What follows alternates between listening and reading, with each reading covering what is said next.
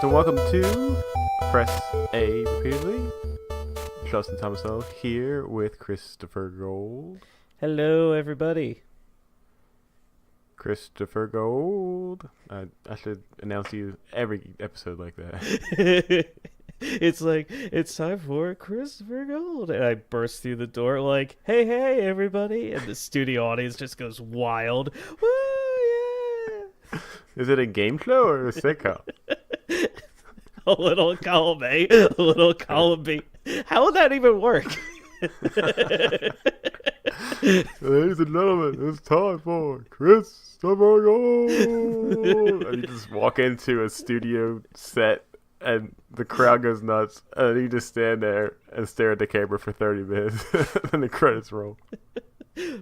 Man, all the other shows are like pounding their fists on the desk like, how is he beating us in the ratings? He doesn't do anything. He just sits there.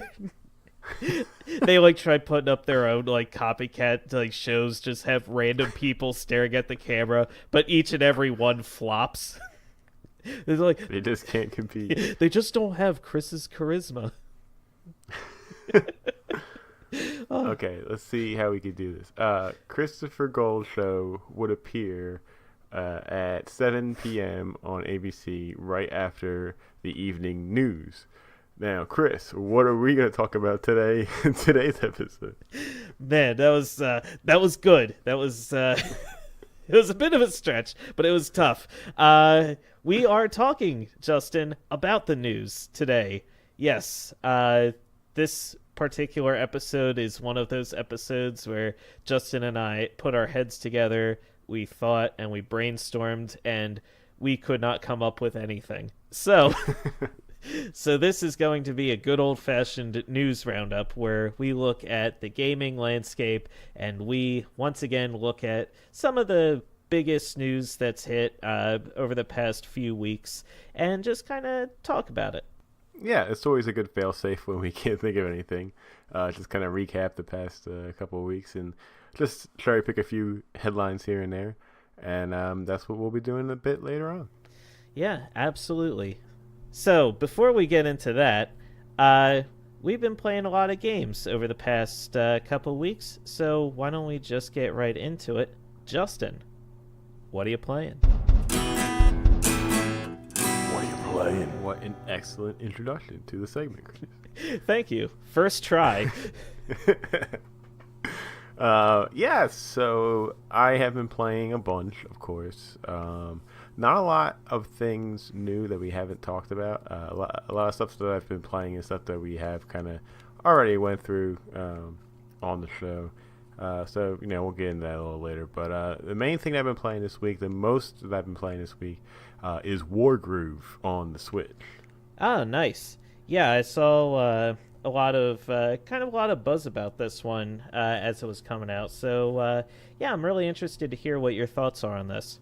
Yeah, if you aren't familiar with Wargroove, it's basically a kind of spiritual successor to the game Advance Wars that was, done by Intelligent Systems. There was a bunch of games for the Game Boy Advance and I think a couple on the DES. And it just kind of fell off by the wayside. They really haven't done anything in a long time with that series.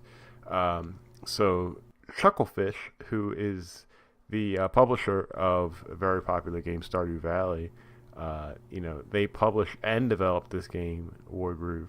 It's an indie game. It's on the Switch. I think it's on all the consoles, or could be coming to some later. I know it is now available on the Switch, and I gotta say, the game looks absolutely gorgeous. It's got some of the best sprite work I've ever seen. The animations are really fluid. Wow. Look really cool. Yeah.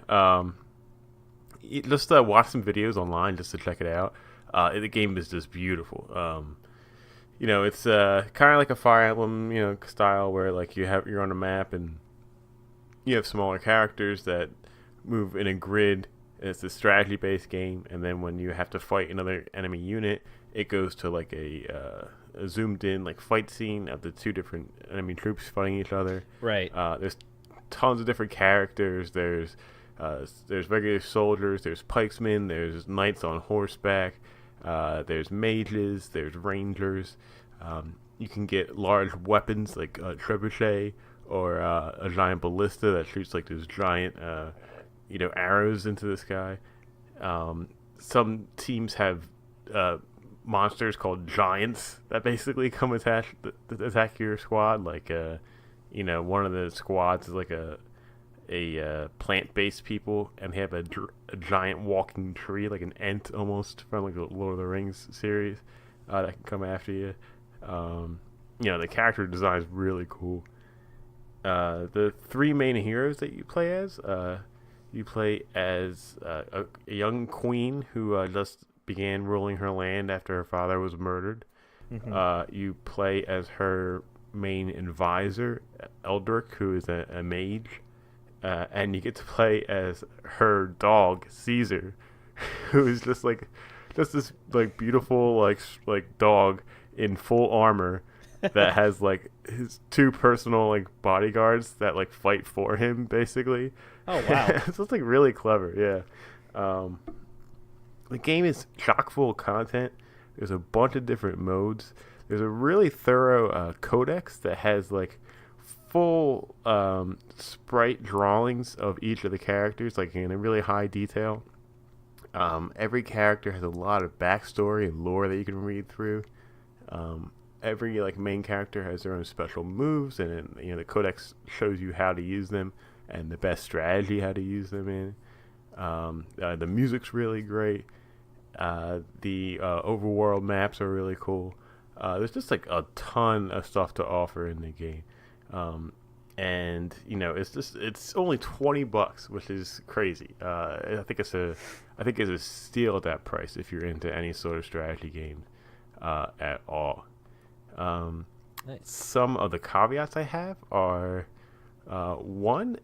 So this is really strange, but when you play on the Switch in docked mode on the TV, mm-hmm. There is like a border like around the actual screen of like the battlefield when you're playing in a battle. It's like maybe a 1-inch thick border that's around the entire screen, and it doesn't have anything on it. It's just like a gridded border.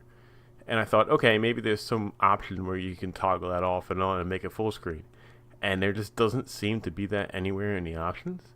So like the map is just there's a lot going on in that map, and it's just all kind of shrunken down on the screen, and I don't know why they do that.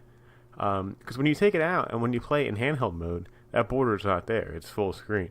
Like you see everything. So it's really strange. I don't know the thought process of why that has to happen. Yeah, that's annoying. Maybe it has to do with the aspect ratio. Maybe it looks a little... Maybe the sprite graphics look a little stretched out at full screen or something on a TV.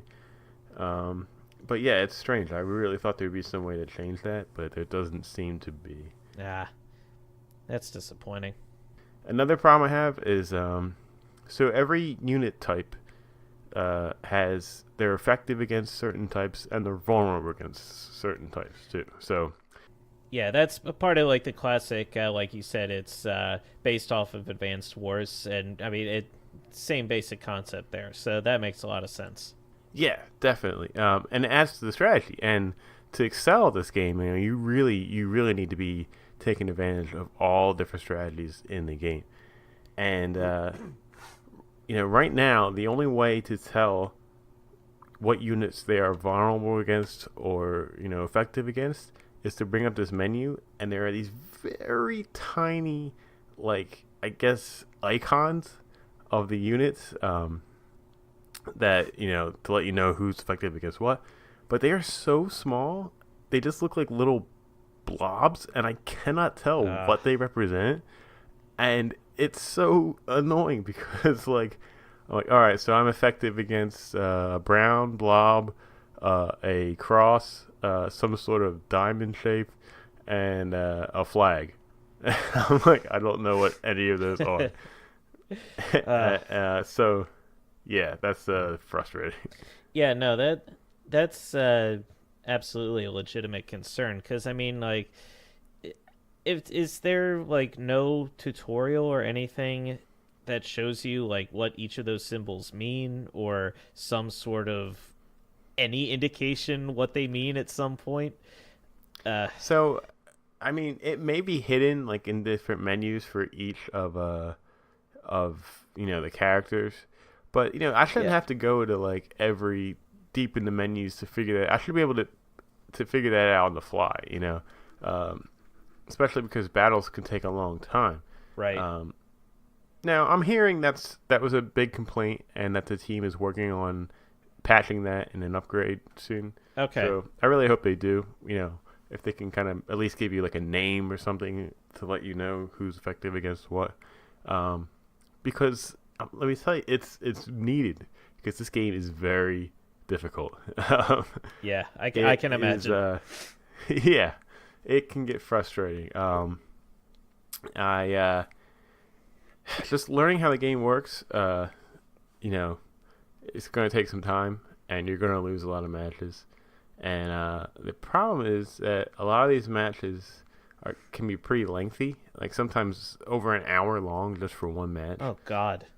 Yeah. The good news is if you can stop at any point and resume at any point. So like let's say you're in the middle of a match and you had to go eat dinner, you could like turn it off, and then when you load the game again, it's like in the middle of that turn, like right where you left off. So it's not like you have to cancel out of the match.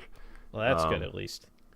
The problem is, when you only have maybe an hour and a half a night to play a game, and you play this game and you're in this match and you're going and you're going and you're going, and it's like over an hour, and then you lose and you get absolutely nowhere and you have to start all over again and you go to bed frustrated, because I did that like 4 times this week. Maybe. God.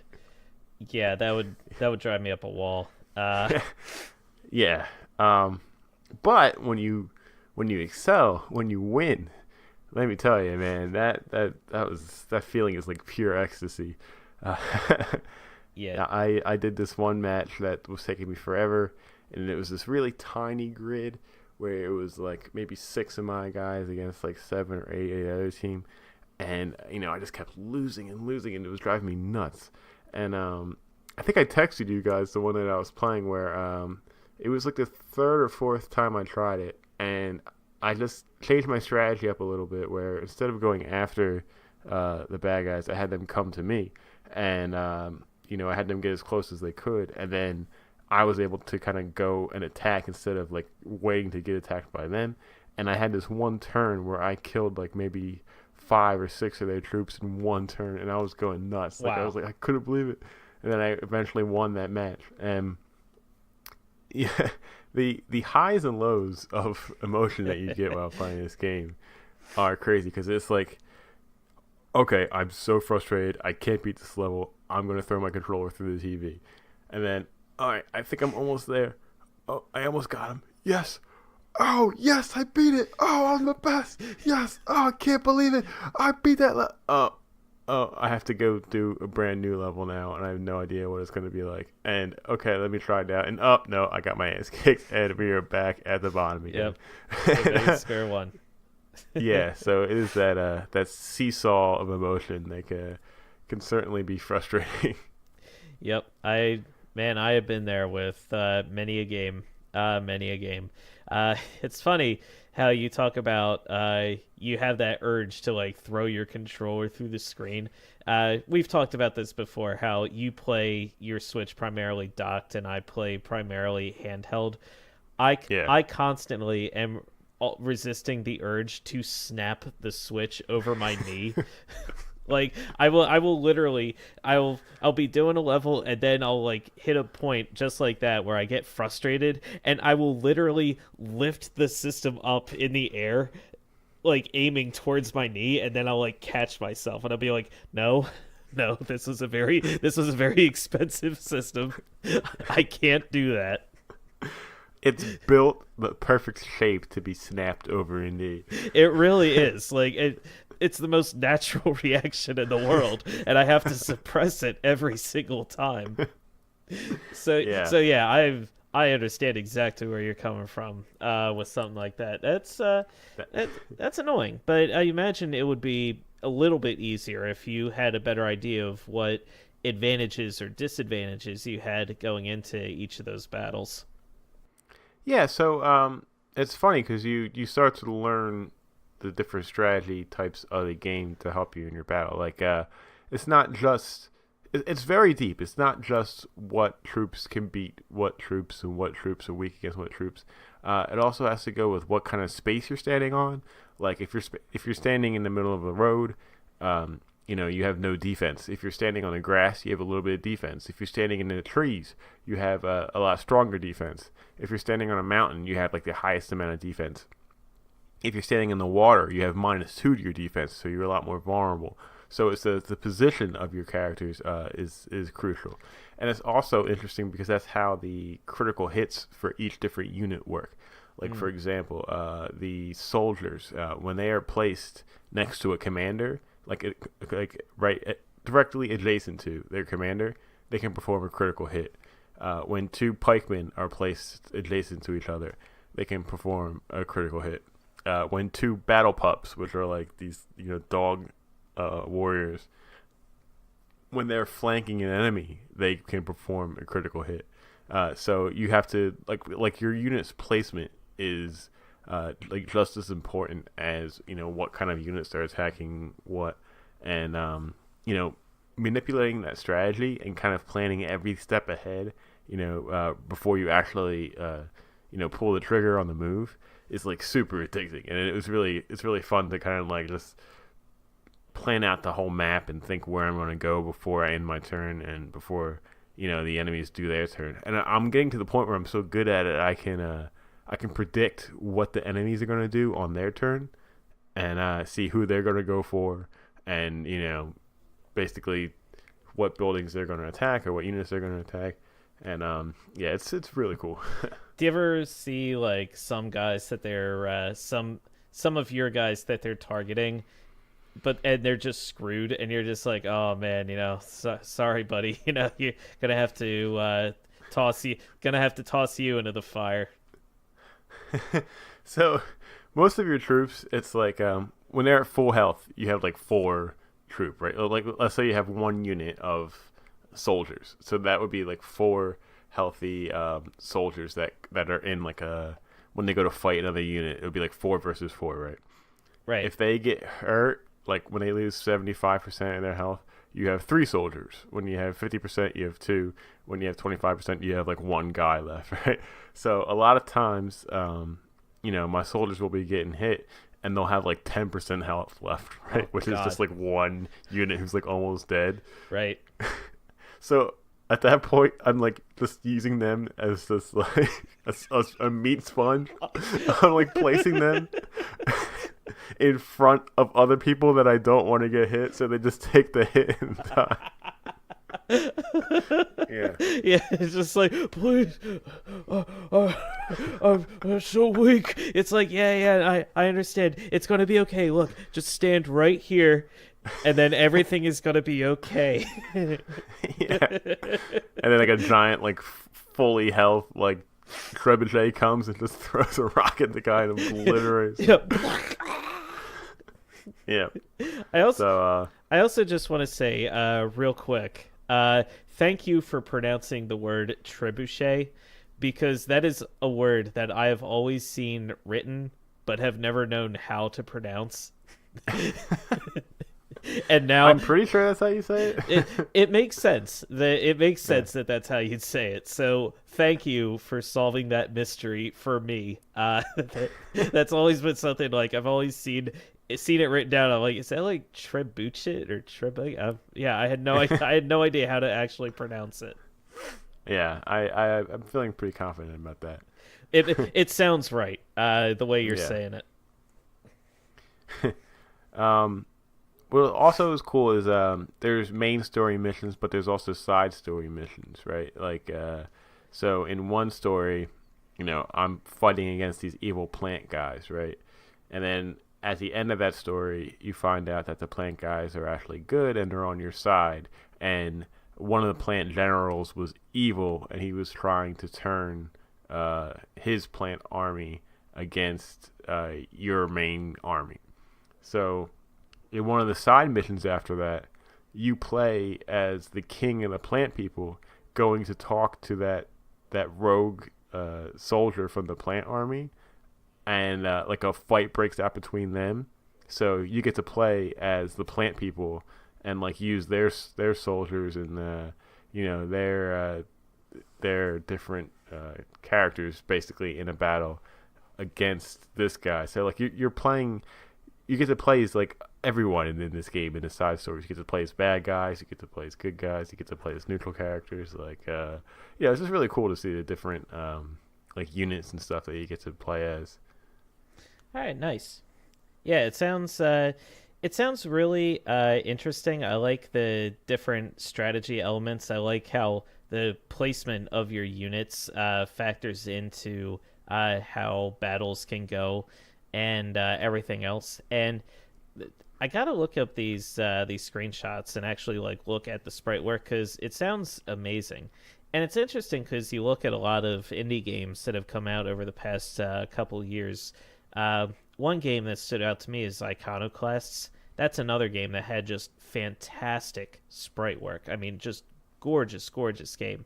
The gameplay, I mean, the overall game like was okay to me, but the actual look of the game was incredible.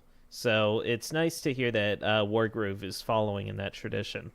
It's almost jarring because it's when you think of sprite work, you think of really like cool detailed sprites, but you don't really ever couple it with really fluid animation. But this has both, and it's just like a very unique look that, I mean, it just looks gorgeous. Seeing the units attack and like you die and just like explosions and like all this kind of different effects just look really awesome in this style. And Chucklefish did just really an awesome job of putting this game together. All right, nice. So got anything else? Yeah, so as I was saying, a lot of times I'm playing a Wargroove level and it takes forever and I lose and I'm pissed off. The one level I'm on right now, it is like completely unfair. Thank God it's a side mission because I'm just ready to completely abandon it and never try again. But like you just get completely outnumbered, and it's one of the, how like in games sometimes you're like fighting a boss battle and like you walk in and like you are getting absolutely destroyed, like, and you're just like, oh, I get it. I'm supposed to die here. Like, he's going to kill me, and then it's going to go to some cutscene, and then we're going to move to the rest of the game where I can, like, I'm not supposed to win this fight. Right. That's what this battle feels like, but you are supposed to win this fight. It is absolutely insane.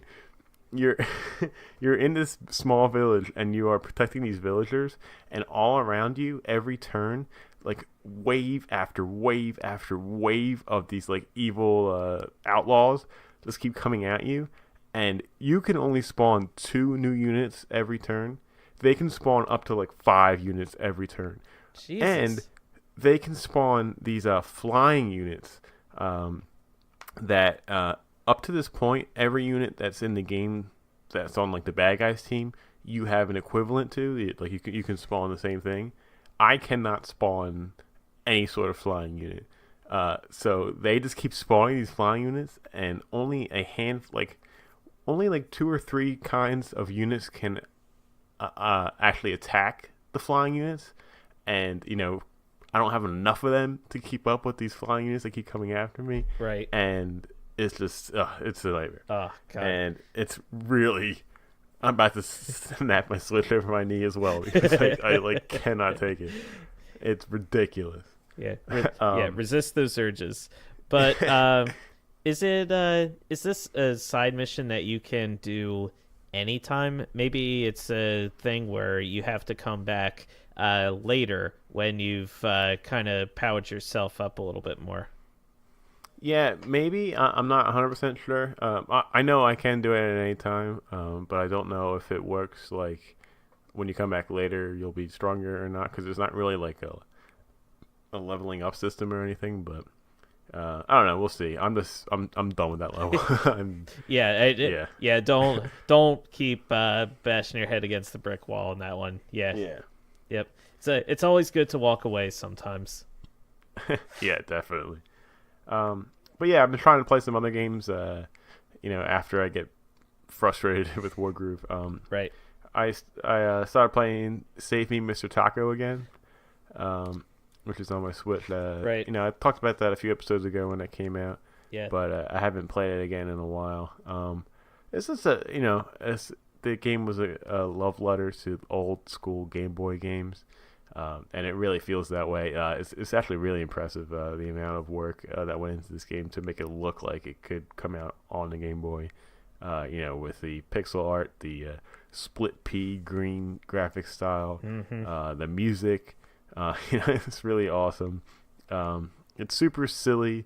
It's got this crazy story that I'm not really following too well about how the octopuses are at war against the humans, and I saved the octopus princess, and then a octopus fairy asked me to come to the cave, and the octopus fairy gave me the ability to breathe out of the water and enter the human world, but only if I promise not to hurt any humans.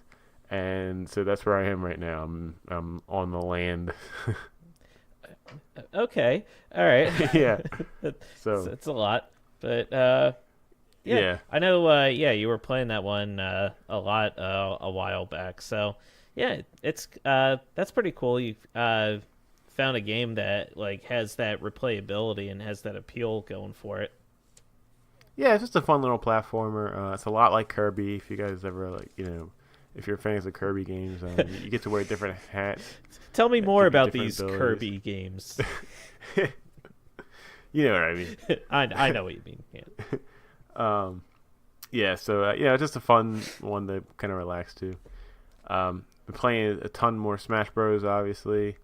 We were playing the other night over at Nick's place, playing just a bunch of random battles, and then we tried some online, and I got my butt kicked 2 times in a row. Mm-hmm. The last, I think it was the last match you played.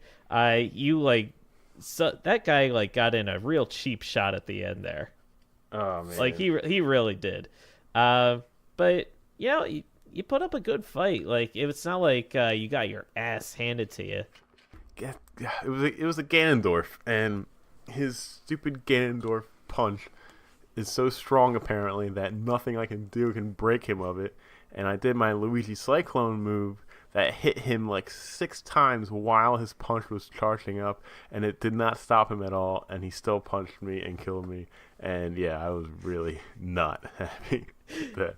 You know what it reminds me of? It reminds me of, I don't know if you probably have never seen the movie or even seen the scene, but one of the Friday the 13th movies, Jason Takes Manhattan.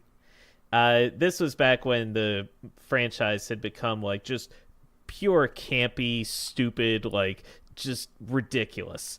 And so Jason Voorhees is in Manhattan, and one of the most famous scenes from that movie and from the franchise in general, one of the kids who is stalking him, he confronts Jason on a roof, and this is in the middle of the movie, and this kid's a fighter, like he's a street fighter, and for like 5 minutes he's just punching Jason, and he's punching him in the face. It's like punch him in the body, more hit shots to the face, and Jason's just standing there, and he's just taking it, and he's taking him, and finally, like, literally 5 minutes of screen time is passing to the point where like you're watching this and you're checking your watch, like, okay, like this has gone on long enough, and this kid's just punching him just over and over, and finally, like, as it's going on, he's like he's like getting winded, and finally to the point where like at the end he just like limply like tosses a punch that doesn't even touch Jason. Like it literally just whiffs on him,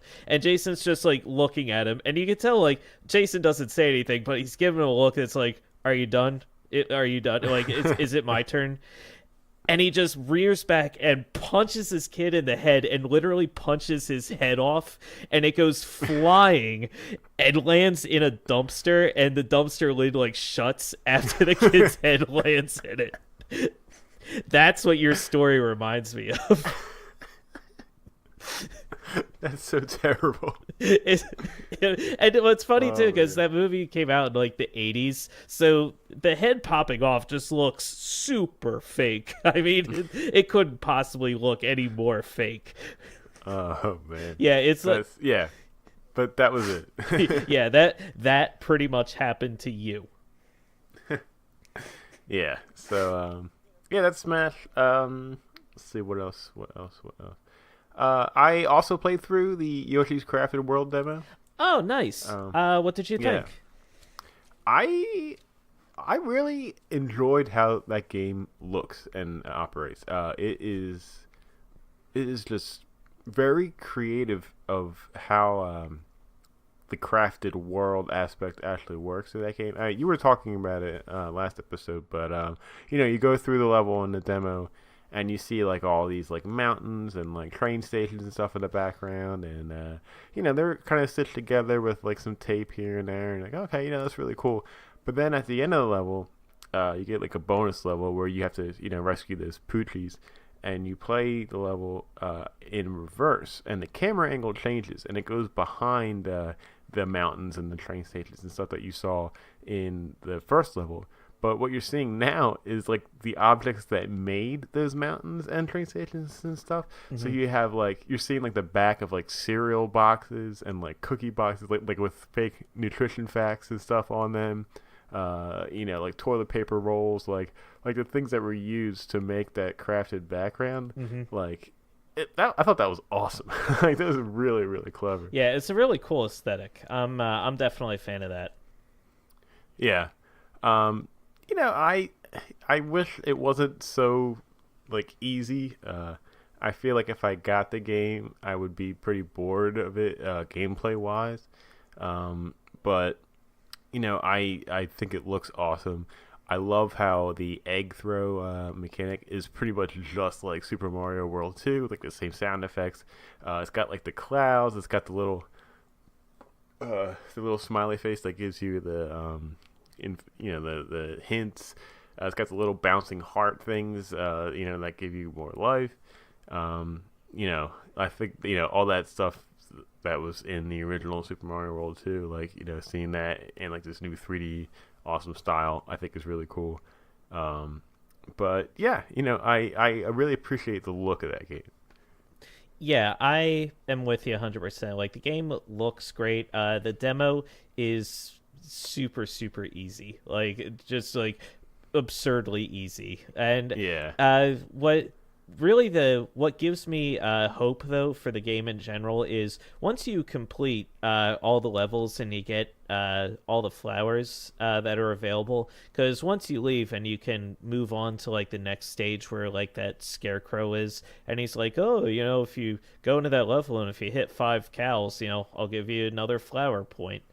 And once you get all the flower points, they play like a video at the end, which show like little sneak peeks of future levels that you're gonna see if you play the game, and they look more. They do look more complex. They look a lot more challenging than what you saw here, which I was like, I mean, that's not a very high bar to clear, if we're being honest. But it still looked like it presented at least some challenge going forward. So that gave me hope for the game. If the whole game was like the demo, if it was that easy, I would be. I would save my money at that point. As big a Yoshi fan as I am, as much as I love the green guy, I would save my money at that point because it was absurdly easy. But I don't know. I've got hope for it. It's gonna be coming out in I think a month or a few weeks at this point. So I think it's March 22nd or something like that. Yeah, so a little less than a month now at this point. So we'll see what happens. I'm sure a lot of reviews will come out, kind of fill in the details on how challenging the game is. But yeah, I'm glad you got a chance to try it out for yourself. Yep, definitely. I think that's it. We played a little bit more Minecraft, and that's right, we did. We dug a hole through a mountain for no reason. Yeah, the road to perdition. Oh man, there were multiple times while digging the road to perdition where we genuinely, seriously considered sealing Nick off, because the road to perdition was his idea, and it turned out to be a bad idea. I mean, it led to nowhere. It literally led to nowhere. Yeah, we were saying, I think it was last episode, that our starting area in Minecraft is nothing but mountains and hills, and we're trying to find some space, like some flat land, some stuff we can explore. So Nick had this brilliant idea of, hey, let's just dig through this mountain and get to the other side, and there'll probably will be something great on the other side. And for some dumb idea, me and Chris were like, okay, that sounds great, let's do it. So we started what I coined the Road to Perdition, which is a giant, what was it, 4x4 tunnel that went through the base of a mountain. It went through the base of the mountain and came out the other side.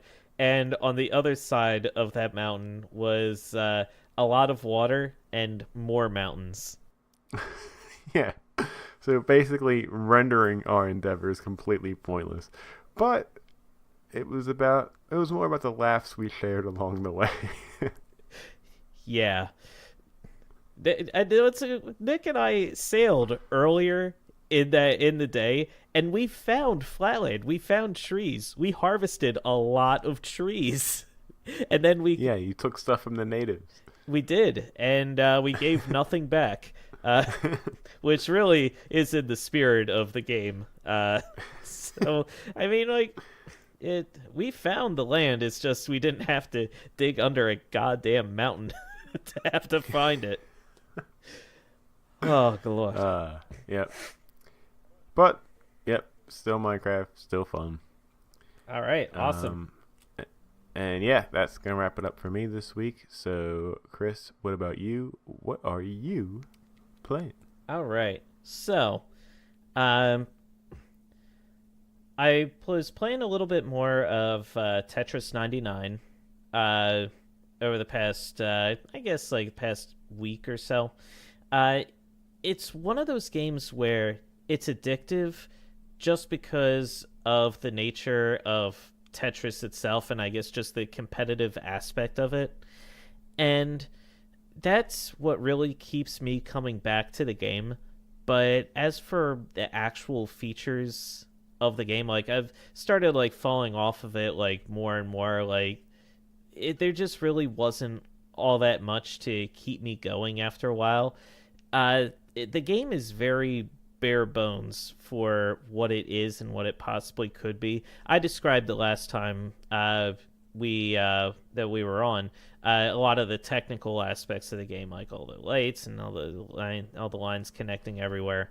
Right. And I just feel like the game needs a little bit more polish, and it needs a lot more modes to give it a longer lasting aspect. Like, a lot of people were joking, like, Apex Legends had come out the week before, and people were like, oh, that's the Fortnite killer, because that's genuinely a very fun game. It's very entertaining.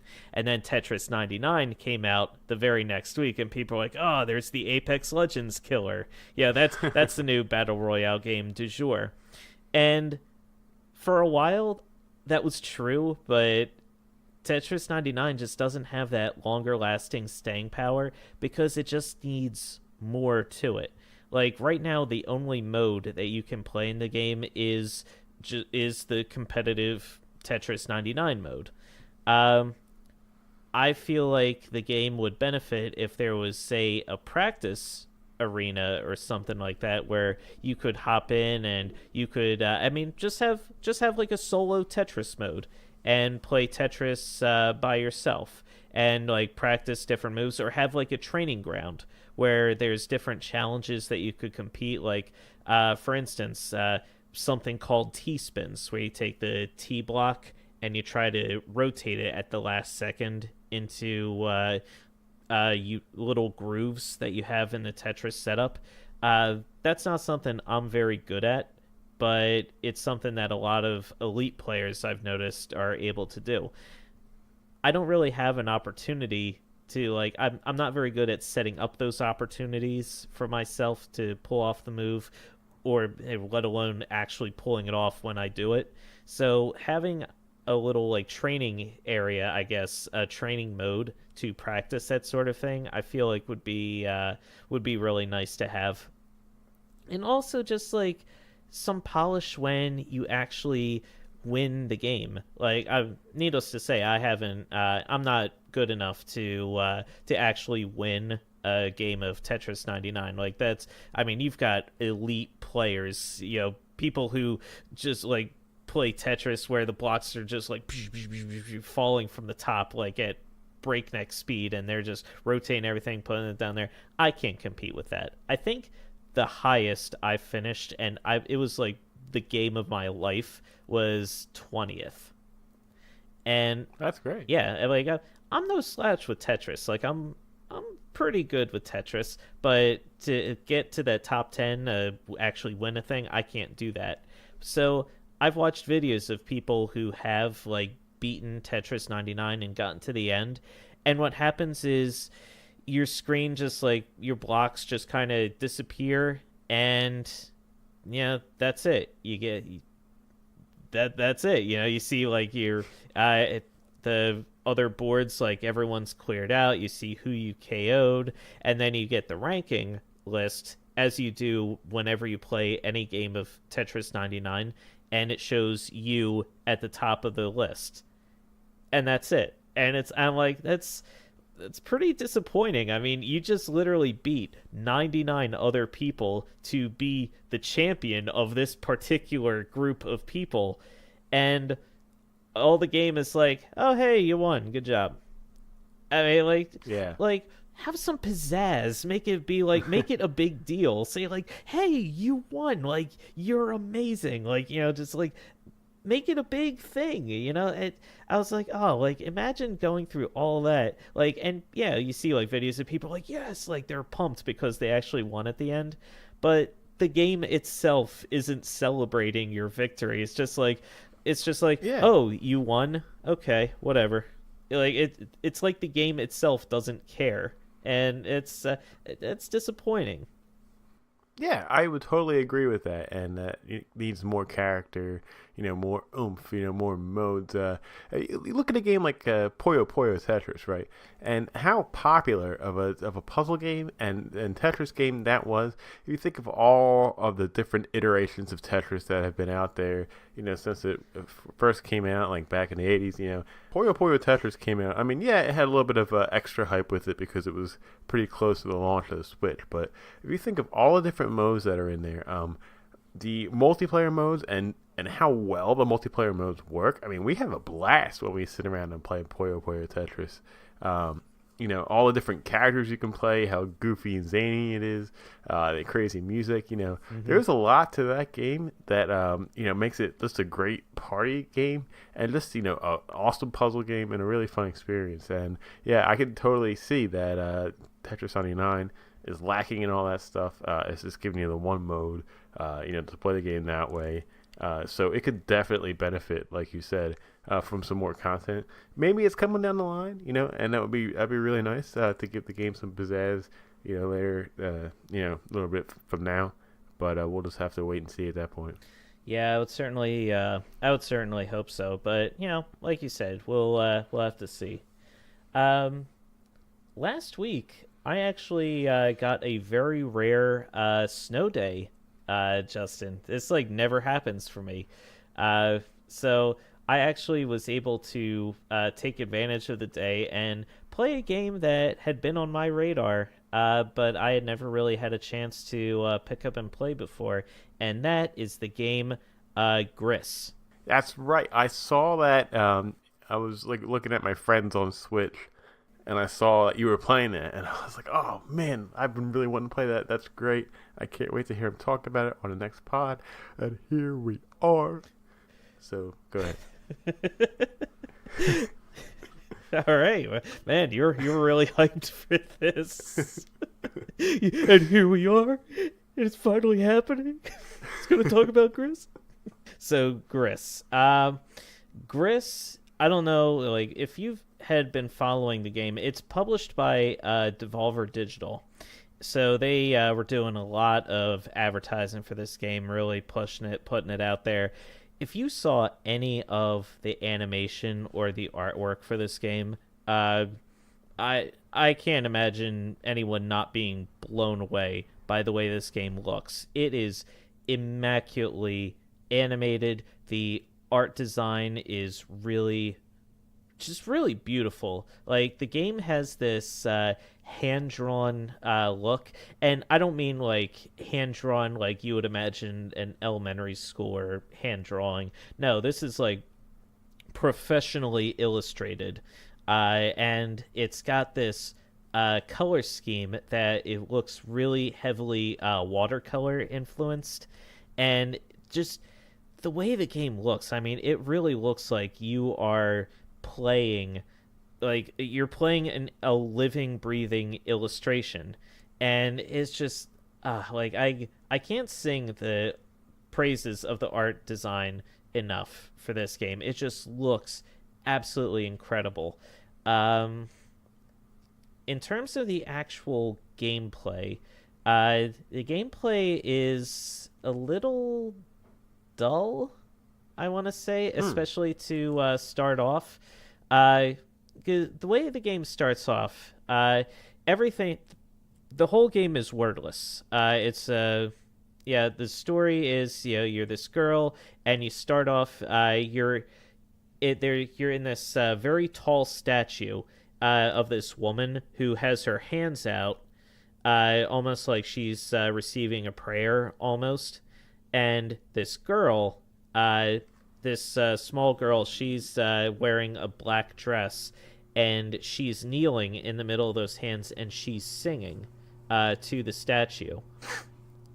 But then suddenly, the statue falls apart, and all of the color in the world disappears. So it's a black and white aesthetic for the most part. And the goal is to journey through the world, complete these different puzzles, and restore color back to the world.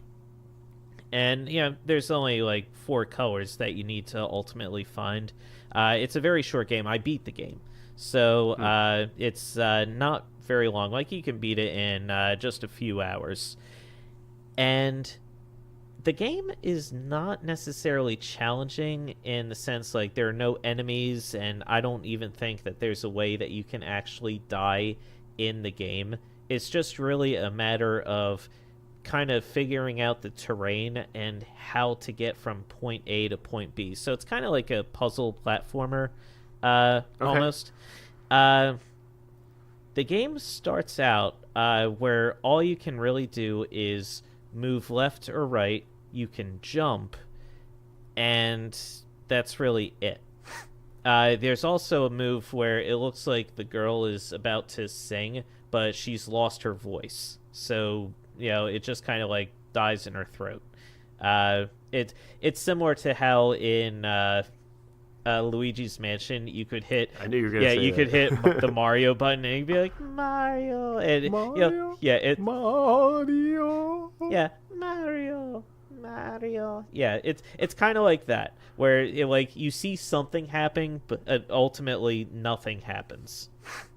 So you go through the world, and now as you explore the game, you do unlock new moves that will help you traverse the different areas that you explore. And these moves they are helpful in providing they are helpful in expanding the gameplay and helping you solve new and more complex puzzles as things go along. So I don't want to really spoil the game, because I feel like it is a game that you should really play for yourself and experience firsthand. The game's on Switch, I know for a fact. I think it might be on PC as well, but I played it on the Switch, and it really is just it is a fantastic game. I was thinking about it a lot for after the final credits rolled, and I was just sitting there thinking it was really, really interesting. And the story of the game, it's very metaphorical. It's a game that is ultimately about loss, and how you recover from that loss. And I won't spoil too much, about what happened. I won't spoil anything about what happens. But it's Okay. yeah, it's a really really good game. Like, it just know going in, like, you're going to be drawn in by the game, by its visuals, by its music. The music of this game is just it's incredible. All of that is phenomenal, and that is what is going to draw you into the game. Initially, you are going to be kind of disappointed by the gameplay and say, this really is not a lot is happening. This is kind of dull, but give it time, see it through. The game's purpose really is to explore the world itself and just see what it has to offer. And I think it is a world worth exploring. All right. Yeah. Sounds awesome. I definitely do want to check that out. Sounds like something you could just kind of relax to and play, for a couple hours. And yeah, I'm looking forward to picking it up at some point. Absolutely. Let me see. As you mentioned, we played a bit of Minecraft. I also briefly played the new Devil May Cry 5 demo. Oh, I didn't even know that was available. Yeah, it came out last week or a couple weeks ago. I forget when. But I played it briefly, and by briefly I mean like 5 minutes, and then I was like, okay, yeah, this isn't for me. Yeah, it's a lot of running and like jumping and slashing and shooting, and the whole time, like, is like you're Dante, as usual. The main hero of the series is back, and you're just like slashing these demonic creatures and you're shooting them in the face, and the whole time Dante's like, yeah, all right, awesome, yeah, got it, awesome, yeah, how do you like that, yeah, this is great, whoa, and he's like really into it, and I'm like, man, shut up. Like, I was like, it's that Japanese arcade style, like. yeah, he was like way too into it, and I was like, okay, yep, and then like I had this special power where like he doesn't have his arm anymore, but you can like use like mechanical arms that have different weapons that do different things, but you only have limited uses of those weapons before they break permanently. And I didn't realize this until I'd used 3 of my 4 times I could use my arm. So I used it like one more time, and then it just like shattered, and I was like, well, I guess that's that. And then after that, it was just run to an area, jump/shoot, listen to Dante be like, yeah, take that, how do you like that? And I'm like, all right, that's enough for me. So ultimately, I don't think I am going to pick up Devil May Cry 5 when it comes out. Anyone who's a fan of that series or those types of games in general, have fun. We will. Yeah, we're gonna have fun. Woo, Yeah, take that, Chris. Yeah, high five. Yeah.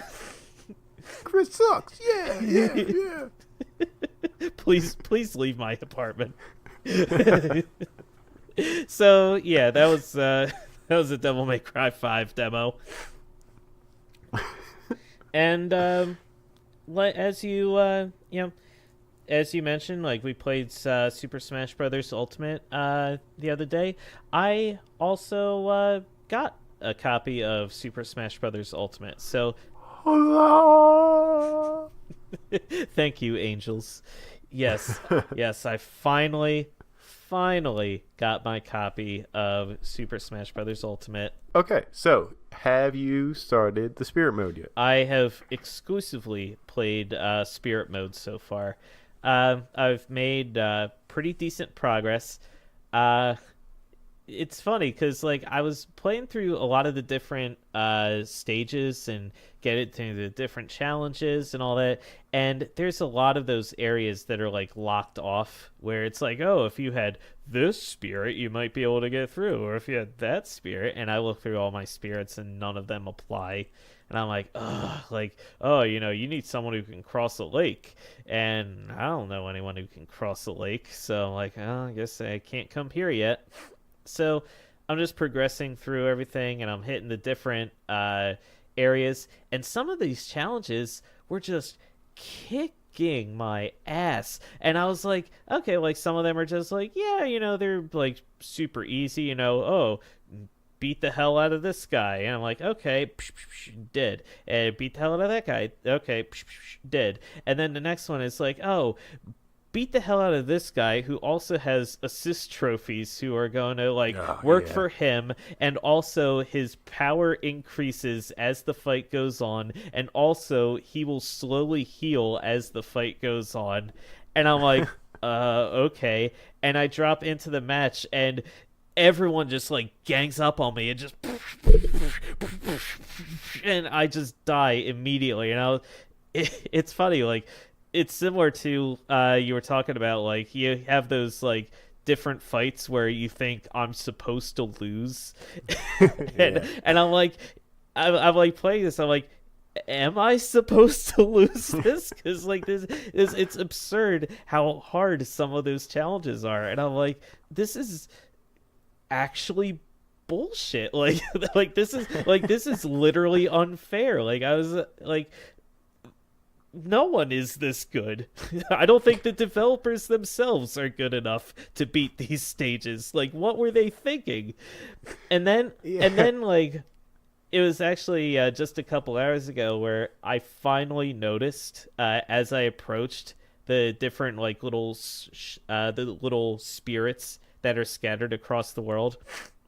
I noticed one had like 4 stars in the corner of its thing, and I was like, huh.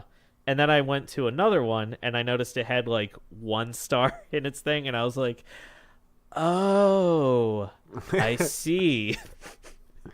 Difficulty. Gotcha.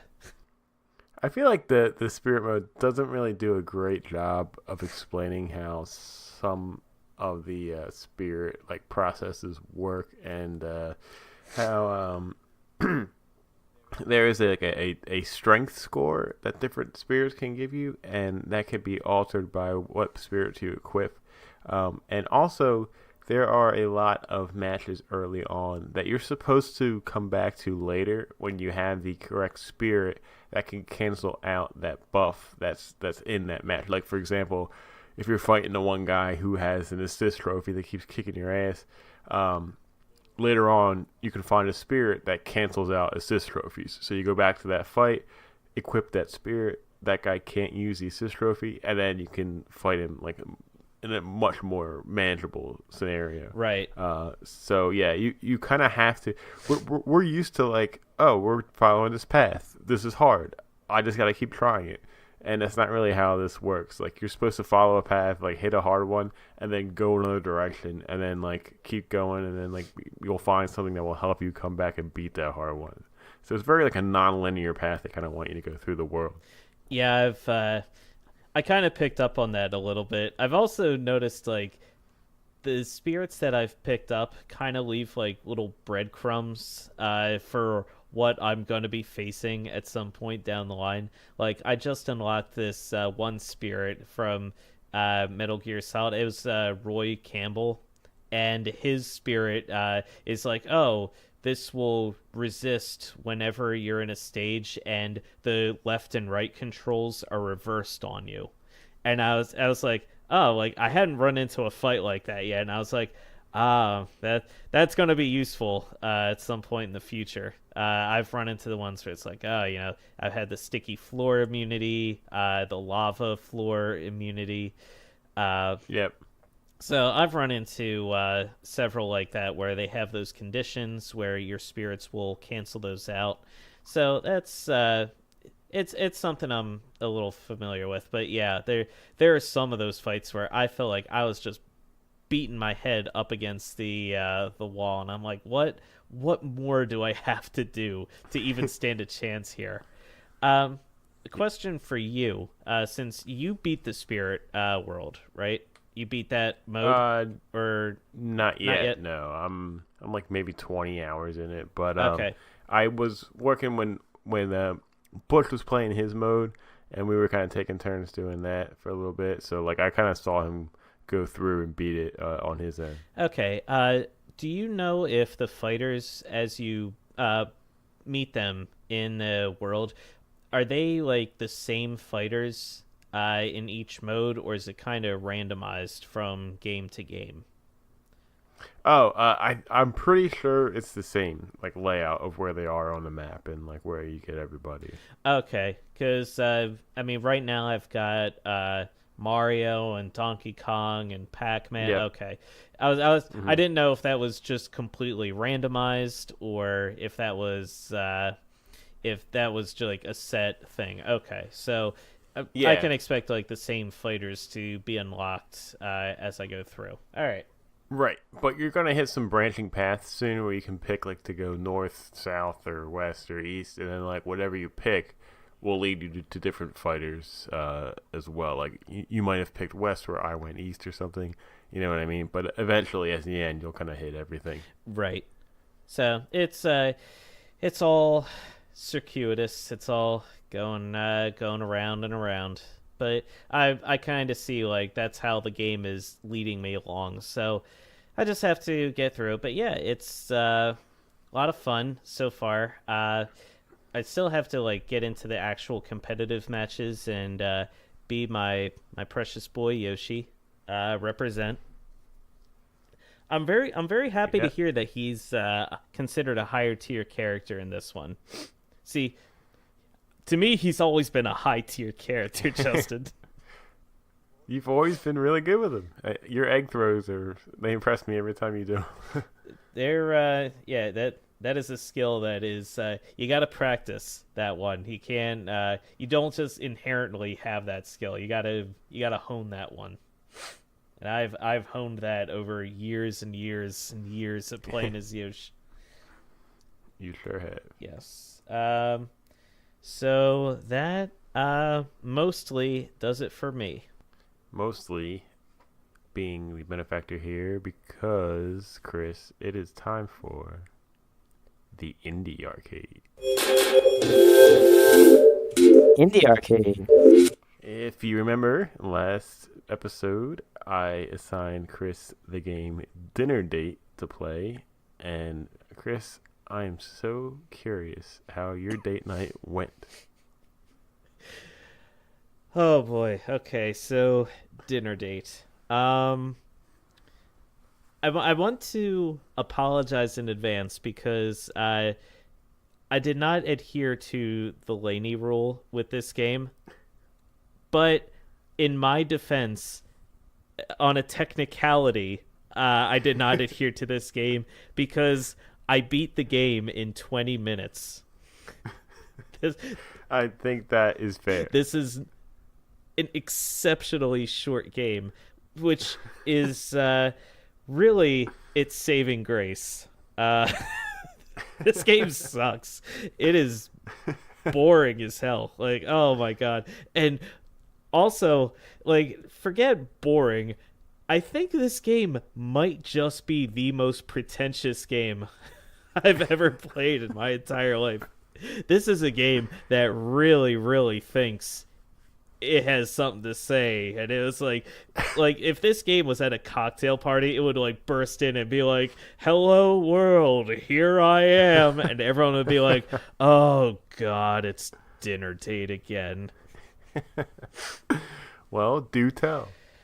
All right, so as we kind of discussed last time when you assigned me the game and we were looking over like all the words and everything describing this game and what it entailed, you are on a date and you get stood up on this date. And the game is really just what you do as you're kind of coping with the fact that you got stood up on this date. Uh, you play. You don't play the main character of Julian Luxembourg. Love that name. You play the subconsciousness of Julian Luxembourg. So Julian's Julian's movements and actions are entirely his own. But as his subconsciousness, you can influence which actions he makes throughout the game, because you see, that's very high art, Justin. Okay. Oh god. So how does that work? It, funnily enough, works exactly the same as if you were controlling Julian Luxembourg directly. There's literally no difference, Justin. None whatsoever. My first sense that like this game was going to be something else was when you first start off, you have to create a profile to play the game. And first it leads off with, like, what language is the game going to be in? And the only English option is British English. So I was like, oh god, this is a European game. Here we go. That just adds to the pretentiousness. It's British. Now get this list of languages, because this stood out to me. I was like, this is weird. Like, you can have the game in British English. It can be in French. It can be in Spanish. It can be in German. It can be in Mexican Spanish, like Latin American Spanish, which is different from regular Spanish. And it can also be in Catalonian, which is the obscure language that they speak in like the Barcelona area of Spain. Like it's like not to get all European history here, but it's like it's a region of Spain that actually recently, within the past year or so, they've wanted to become an independent country of their own. So they have like referendums where they've wanted to break away from Spain, like they have their own unique culture, that sort of thing. So yeah, the game offers up the option where it can be in that specific language, and I was like, that's weird. Like, that's... I wonder if the developers are from there, maybe? That's the only thing I can think of. I don't think so. I really don't think so, because no, it's not, because now that I'm remembering the credits, the game was developed, I think, in conjunction with the University of Portsmouth, which I think is a UK college. Yeah, that sounds pretty snobbish. It sounds super snobbish. So like those credits led me to think, oh, this game must have been like their game design course, like one of their students, like a student project or something that they released on Steam. I hope they got an F. But anyway.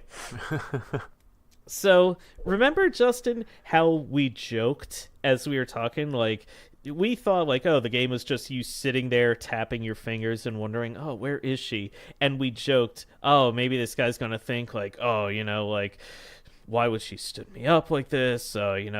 He thinks about, like, this person, like, he'd probably laugh at me about this. That person would laugh at me about doing this. Guess what? Yeah. Not a joke. That's exactly what happens in the game. This Julian Luxembourg, this stuck-up prick, he's literally just sitting there. Before I start, like, I was actually blown away when you start the game. When you finally create your profile and load it up, my username was Buttchugs, by the way. Beautiful. So when you load up, it says play, and then below that it says load a chapter. And I was like, there's chapters in this game? How are there chapters in this game? I was like, there's only one way to find out. So I hit play and dove right in. And, yep, the date starts. And Julian is waiting for Micah, who is this Japanese girl. She's 20 years old.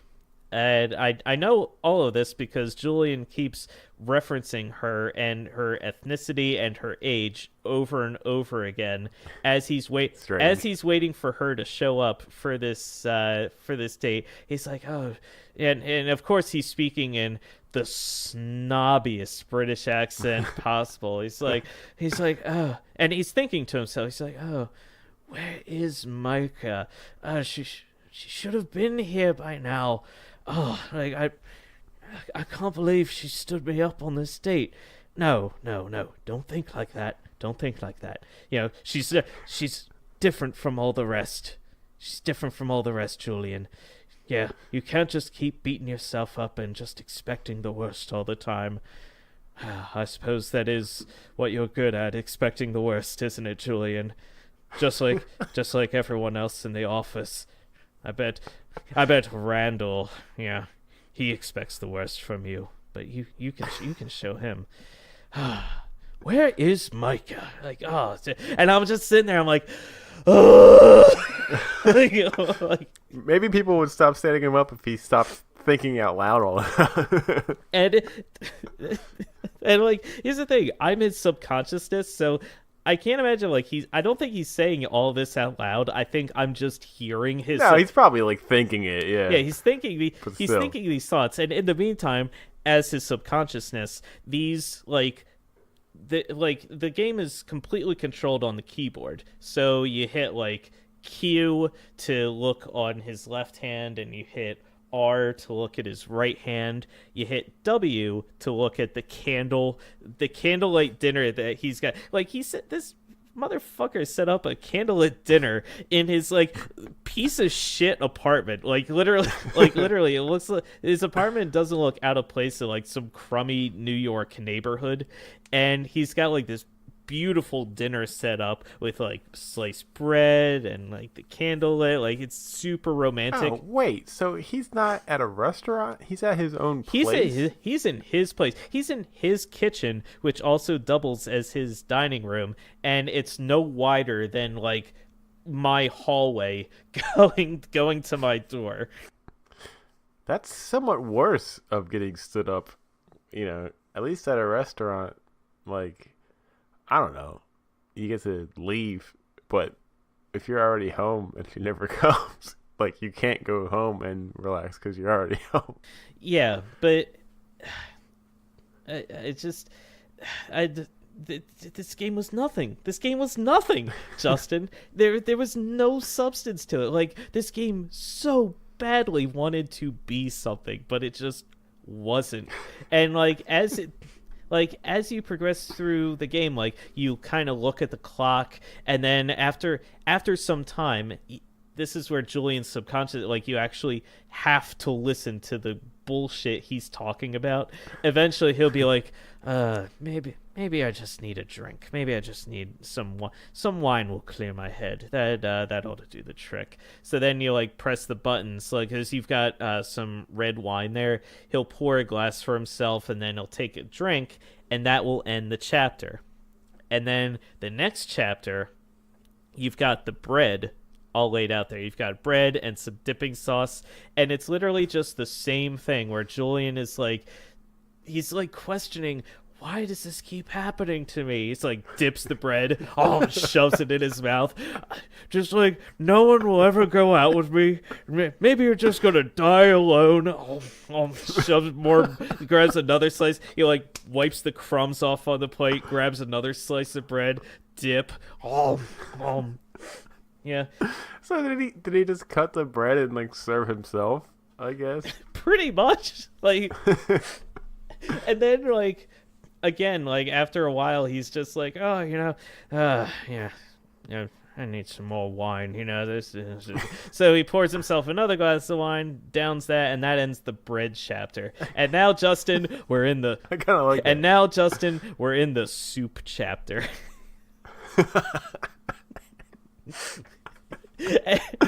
Well, at least he gets to eat the meal. That's nice. But here's the thing. The entire meal was bread and soup. There is no like main course meal. There's no main course chapter after that. Yeah, maybe his soup game is on point. I don't think so, because I got a good look at his soup as he was shoving spoon after spoon into his mouth. It was just a red soup. Like, it was either borscht or tomato bisque or something. Yeah. Okay. Like, honestly, as this night went on, I felt very glad for Micah that she skipped out on this date, because she dodged a major bullet with this dude. Especially like, and especially like the dude started getting creepy too. Like he was like, I was saying, maybe I'll put on this record. Oh, that's another part of this guy's pretentiousness. He's constantly quoting and thinking about poetry written by Lord Byron. And he's convinced that this poetry is the key to unlocking women's hearts. and he's like thinking, he's like, oh, on a midsummer's day I sat there and dreamed of you, or was it dreamed of thou? It's been a while since I read that one. God, my memory just isn't quite what it used to be, I suppose. And I'm just like, I'm like ripping my hair out. I'm like, oh God, like this is agony. This is pure torture. Just listening to this guy. Oh man, I love that somebody made this game. That's so great. I hated it because it led to me having to play it. And getting to the creepiness, like he starts talking about I don't even remember if he was talking about like some music, or he was talking about someone reciting poetry at beats per minute, and he was talking about like, I bet Micah would he's like, I bet Micah would appreciate if I recited this poetry at like 120 beats per minute. And then he thought to himself, I'd like to give her more than 120 beats per minute. And then he was like, oh God, what am I saying? He's like, the wine is getting to my head. And then he's like, and then he was like, well, I mean, I suppose I'd be lying if I didn't say I would like sex with Micah at one point. And I'm like, oh God, Christ. And this guy starts like going into like his failed sex life, and I'm like, then he's like more wine, and then we're in the cigarette chapter where he wraps up his dinner. He gets up from the table and he just goes to his window and he just starts puffing away at cigarettes as he's staring wistfully out the window, still lost in his thoughts about like how Micah could ever possibly have not seen anything in him to stand him up for this date. And I'm just like, man, I bravo to Micah. Like she was just like, yeah, no, I'm not dealing with you. Wow. And then Justin, I was so caught off guard because then you hear a knock at the door. Like you hear a genuine knock at the door, and this guy's like, oh, she's here. Oh my God. Like he's just like, oh shit. So he like runs to the door, opens the door, and then it like the screen whites out. And then it like comes back in and the door's closed, and he's just standing at the door, and he's just like looking at the door, and he's like, blasted neighbors.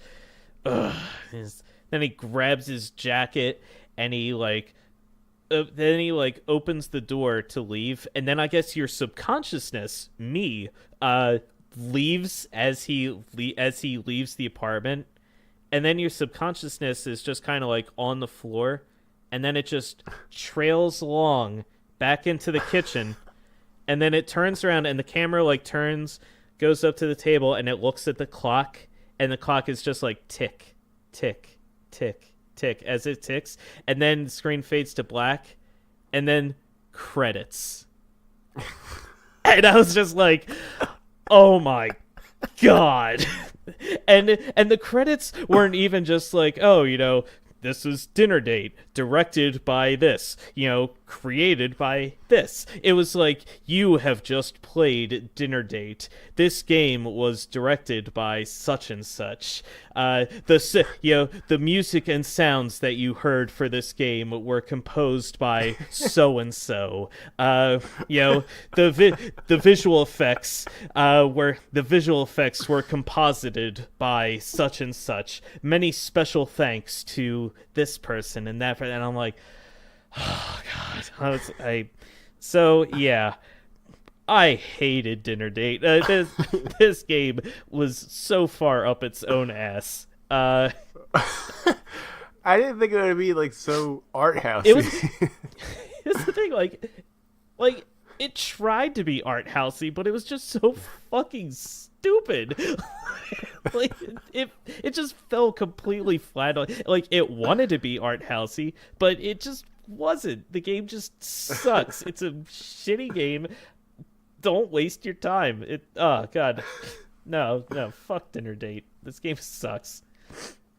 So where did he go if he left his own apartment? I don't know. I don't care. And you know what? I don't care. I don't care. I never want to talk about or think about or see Julian Luxembourg. Fucking, his name is Julian Luxembourg, Justin. Oh, God. He went wherever you want him to go. Yeah. No, I hope that's off a cliff. Well, you made it through. You got some nice soup, and you and bread. Don't forget the bread. And bread. Yeah, a few nice glasses of cab, and a couple of Virginia Slims, and you were good to go. Nice call, the Virginia Slims. Yeah, I call that a good night. So that was Dinner Date. Now, anyone who didn't listen to the last episode, this was kind of a revenge pick for Justin. So at this point, I'm saying for right now we are square, we are even. So I'm going to change gears a little bit, and Justin, I'm going to assign you something that has actually been on my radar for a good while now. And I want to get your thoughts on it because I think it's a game that you're really going to enjoy yourself. And it's funny. Before we recorded, I told you, like, oh, I think you're going to like this game. And you said, I don't trust you. And yeah, I still don't trust you. That is fair and smart. But I assure you, this game is actually going to be one that I think you're going to really like. This game is available on Steam and on the Switch, the eShop. Justin, the game I'm giving to you for this week is Wandersong. That sounds familiar. Let me see. Yes, Wandersong, a musical adventure where you use singing to save the world. Play as a silly bard who embarks on a globe-trotting journey to learn about the mysterious Earth Song, said to prevent the universe's imminent end. It's up to you to sing your songs, unlock the world's secrets, and make new friends. So this is a game where it looks like, I think it's a puzzle platformer or something like that, where your only weapon in the game is your singing voice. And depending on the songs that you sing, they can have different effects on the world around you. Wow, I'm looking at some of these like screenshots here and little videos, and it's got a really cool art style, almost like a paper craft, kind of like we were talking about with Yoshi earlier. Mm-hmm. And it's kind of got like a mix of like the characters remind me of something out of Adventure Time. Yes. Maybe. Yeah, that kind of cartoony style. I can agree with that. The singing mechanic looks pretty cool. It looks like this jog dial thing kind of goes around you, and you kind of pick different colors, I guess, letters or something of how to sing. I don't know. It looks really interesting, actually. Yeah, it looks. I love the art style. I love the unique mechanic of using songs to interact with the world and kind of just confront different, things. I'm really excited. I think this is a game that would really be up your alley. So yeah, I wanted to kind of see what your thoughts were. 'Cause I want to pick up this game at some point myself, but I think it's something that you would really enjoy. Well, I'm pleasantly surprised. I was expecting another troll by you this week. No, not this time. See, listen, if I trolled you every single time, you would start to expect it. So I gotta keep you on your toes every now and then. So you're right. So for every My Horse Prince, I will throw in a Wander song. Fair enough. I can't argue that logic. All right, so that was a pretty meaty first half. What do you say we take a quick break, and when we come back, we will discuss the news of the day. Sounds good to me.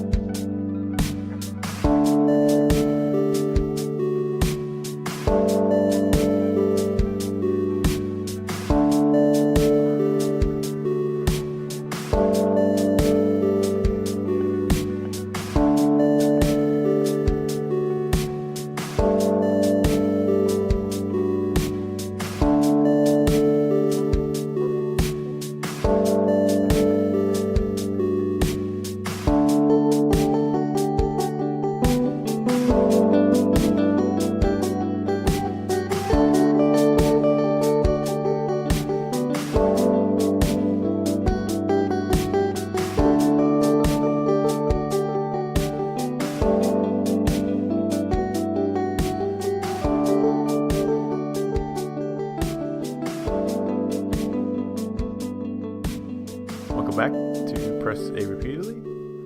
Justin Marcelo here with Christopher Gold, and we are going to talk about some of the noticeable headlines in video game news in the past couple of weeks. A lot of stuff was always going on. We kind of went through and cherry-picked a couple of headlines that we thought would be interesting to talk about to get our takes on of just some of the relatively bigger stuff that was announced in the past 2 weeks. And I guess we're going to start off here with the most recent news. Just yesterday, after we recorded this, there was another Nintendo Direct, hot off the heels of the one from last week. This one was completely focused on the Pokemon franchise. It was brief. It was only about 7 minutes long. But it, maybe surprisingly, maybe unsurprisingly, unveiled the new next generation for Pokemon. Those games we've all been waiting for that are coming out on the Nintendo Switch. They are going to be called Pokemon Sword and Pokemon Shield. The new starters were shown off as well. They talked about the new area called the Galar region where the game will be taking place. They said the new starters. Chris, what are your takes on the new starters? My take is, I think somebody on Twitter described them, and I think pretty well, as they kind of look like the generic mascots of like store brand breakfast cereals. And they like superimposed images of them on like fakes, like, the cereal bags, and it fit. Like it actually really fit. They're interesting designs. I can tell that they really, especially on the starters. I mean, naturally, we're only seeing the starters right now, and this is their first evolution. So they're really focusing on they're very rounded. They're really emphasizing the cute factor. I don't know. I feel like they're kind of like growing on me a little bit, except for Score Bunny. Score Bunny isn't really doing too much for me. Yeah, I think my favorite of the three would be Sobble. He is the Ah, water-based one of the three.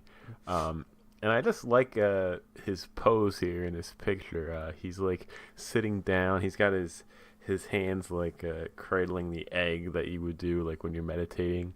And he's got this very concerned look on his face that I kind of love. And yeah, he's definitely my favorite so far. I agree. Score Bunny just looks a little too proud and full of himself. He's like I guess he's the fire-based Pokemon. This looks like a bunny mixed with maybe a cat. yeah, I'm not really sure. he was. A lot of people described him as he almost looks Looney Tune-ish, which I can 100% see that. Like he's got the skinny legs and the huge feet. He definitely looks very much like look like Bugs Bunny almost, but he's got like a bow tie. Yeah, and that look just doesn't really fit the Pokemon world. It doesn't fit the Pokemon scheme, like it's just, his look just seems off to me. And then you've got the final starter, the grass type Pokemon, which is my personal favorite, Grookey, who is a grass type monkey. And I know, Justin, you have your legendary aversion to monkeys. But Grookey, just look at him.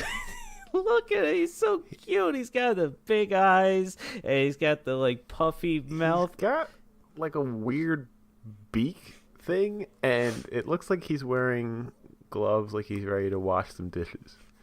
Hey, listen, there's nothing wrong with wanting to take care of your hands and making sure that they don't get burned or soaked from too much soap. Like it's good to take care of yourself. Yeah, I guess you're right.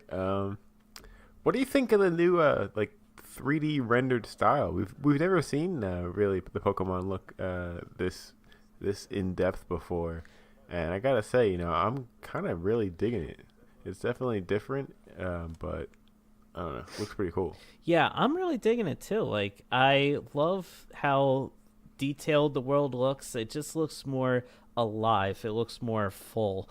I know a lot of people online are complaining about the art style of the game and the art design, but I don't really see an issue personally. Now, I'm not the world's biggest Pokemon fan by any stretch, so maybe some hardcore fans are a little more upset than others, but again, like you can't judge a fan base by its most hardcore fans. I mean, hell, I'm a huge fan of the Zelda franchise, but some of the hardcore fans of that franchise are some of the worst people on planet Earth. So, yeah, you can't judge based on a lot of people's angry reactions. But I think the game looks, I think it looks really good. I'm excited for it.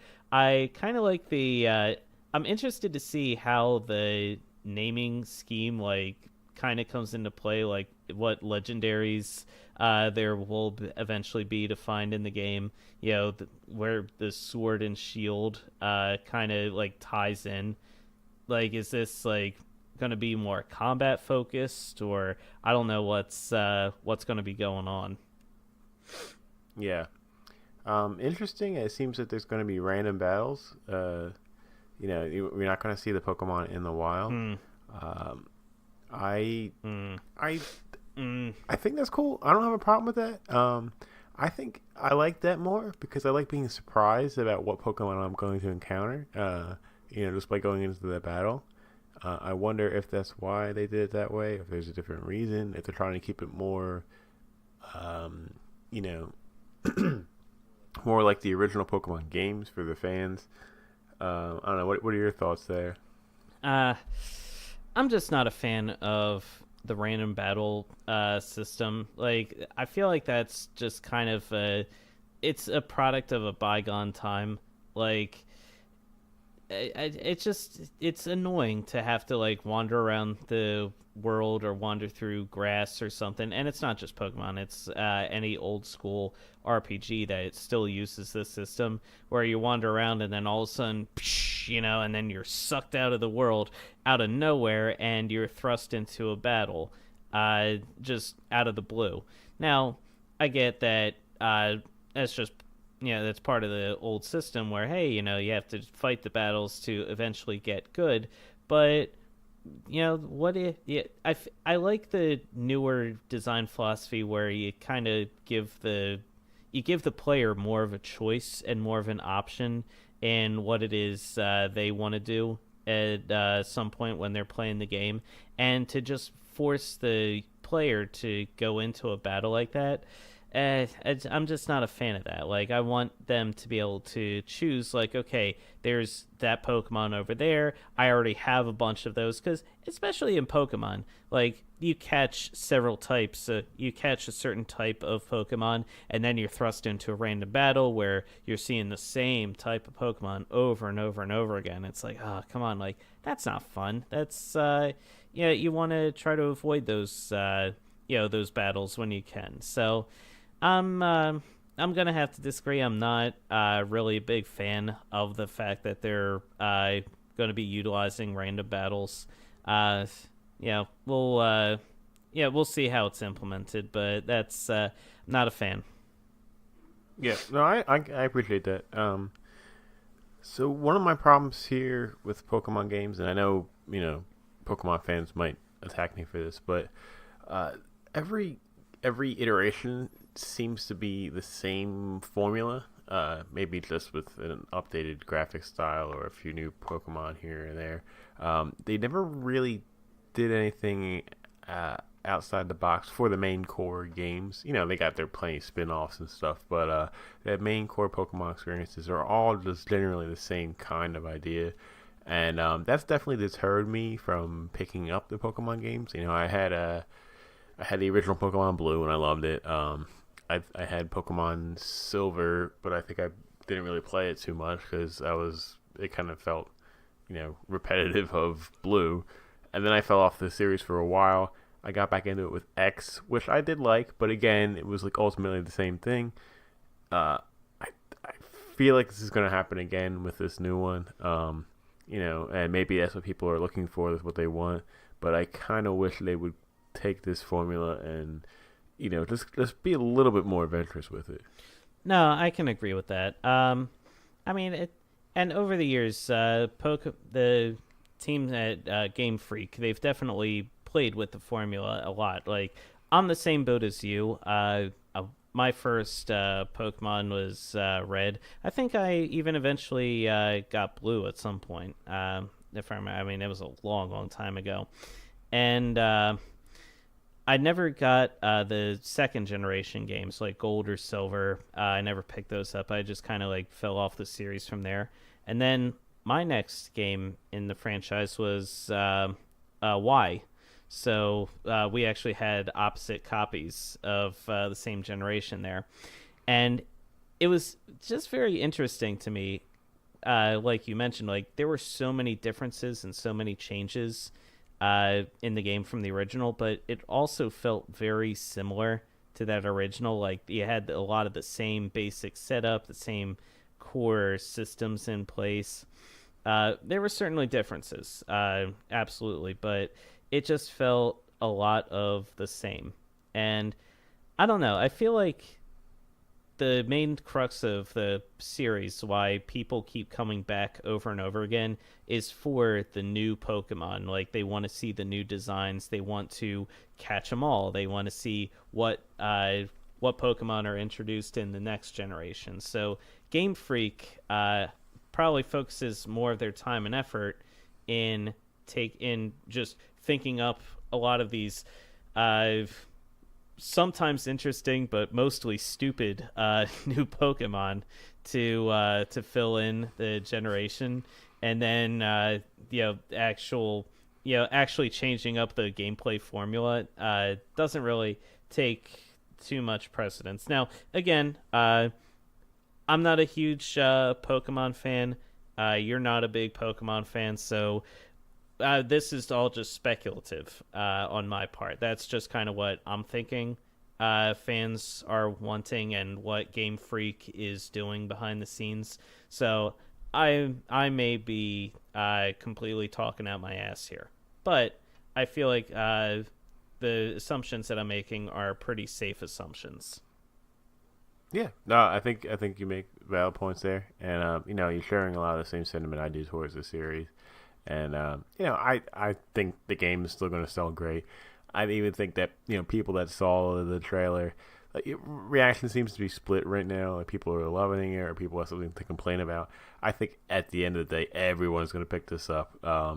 It's got a release date of the end of 2019. Will it stick to that? We'll see, but. It's definitely going to sell gangbusters, and it's going to make a bunch. Like, think about it. It's the first Pokemon game that's going to cost $60, right? Because it's going to be coming out on the Switch. Yeah. So everybody's going to buy it, and a lot of people probably will try to buy both, and it's just going to make a lot of money. So it's going to turn out to be a pretty good endeavor for Nintendo at the end of the year. Oh, always. I mean, it could be. It could be the worst Pokemon game of all time, but it would still sell absolutely gangbusters. So yeah, they've got no issues at all there about the game making a buck. Yeah, definitely. All right, let's move on to some different stories. What do you got? Okay, so coming up next, I'm actually gonna skip around a little bit. I'm going to stick with Nintendo and talk about a major change in their corporate structure, which is also a major change for the gaming industry at large. And Justin, that is, of course, the retirement of Nintendo's president of their American operations, the one, the only, Reggie Fils-Aimé. Reggie's body is ready for retirement. Reggie's body is ready to take a nap. Ready for a martini on the beach.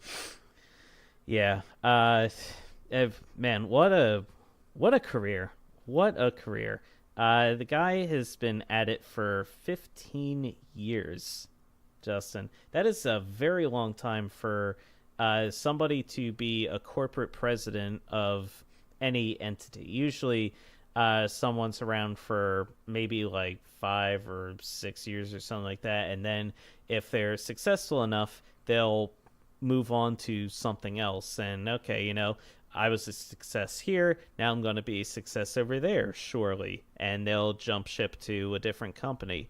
But you didn't have that with Reggie. Reggie stuck it out, and man, it's going to be weird. It's going to be a different Nintendo without him, without his presence.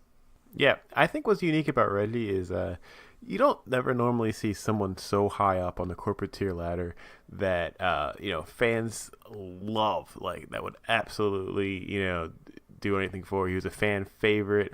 He was very, very good at speaking not only to other corporate reps or public PR interviews, but he was very good with talking to fans. He was always available for the Nintendo Treehouse events at E3. He loved being interviewed. He was a gamer. He played tons of games. He was always bragging about his Animal Crossing 3DS game save file that has over 300 hours, which I always thought was pretty awesome. Yeah. He was a very high tier, corporate rank, but also was a very vocal and very popular, very in the limelight, right? He was in a lot of videos. He was doing a lot of goofy stuff with like Bill Trinan, like for like little teasers for Nintendo Directs and stuff. Yep. He was just a very fun guy, and I think a really great face for Nintendo of America. His successor is going to be the aptly named Doug Bowser, and I have a lot of hope for him too, that he's going to kind of take the job running, and I'm excited for a lot of new changes in Nintendo's leadership. They recently got a new president in Japan, and CEO, and a lot of big changes there in the upper tiers of Nintendo. And of course, we all love Reggie, and we wish him all the best in his retirement. I love Doug Bowser.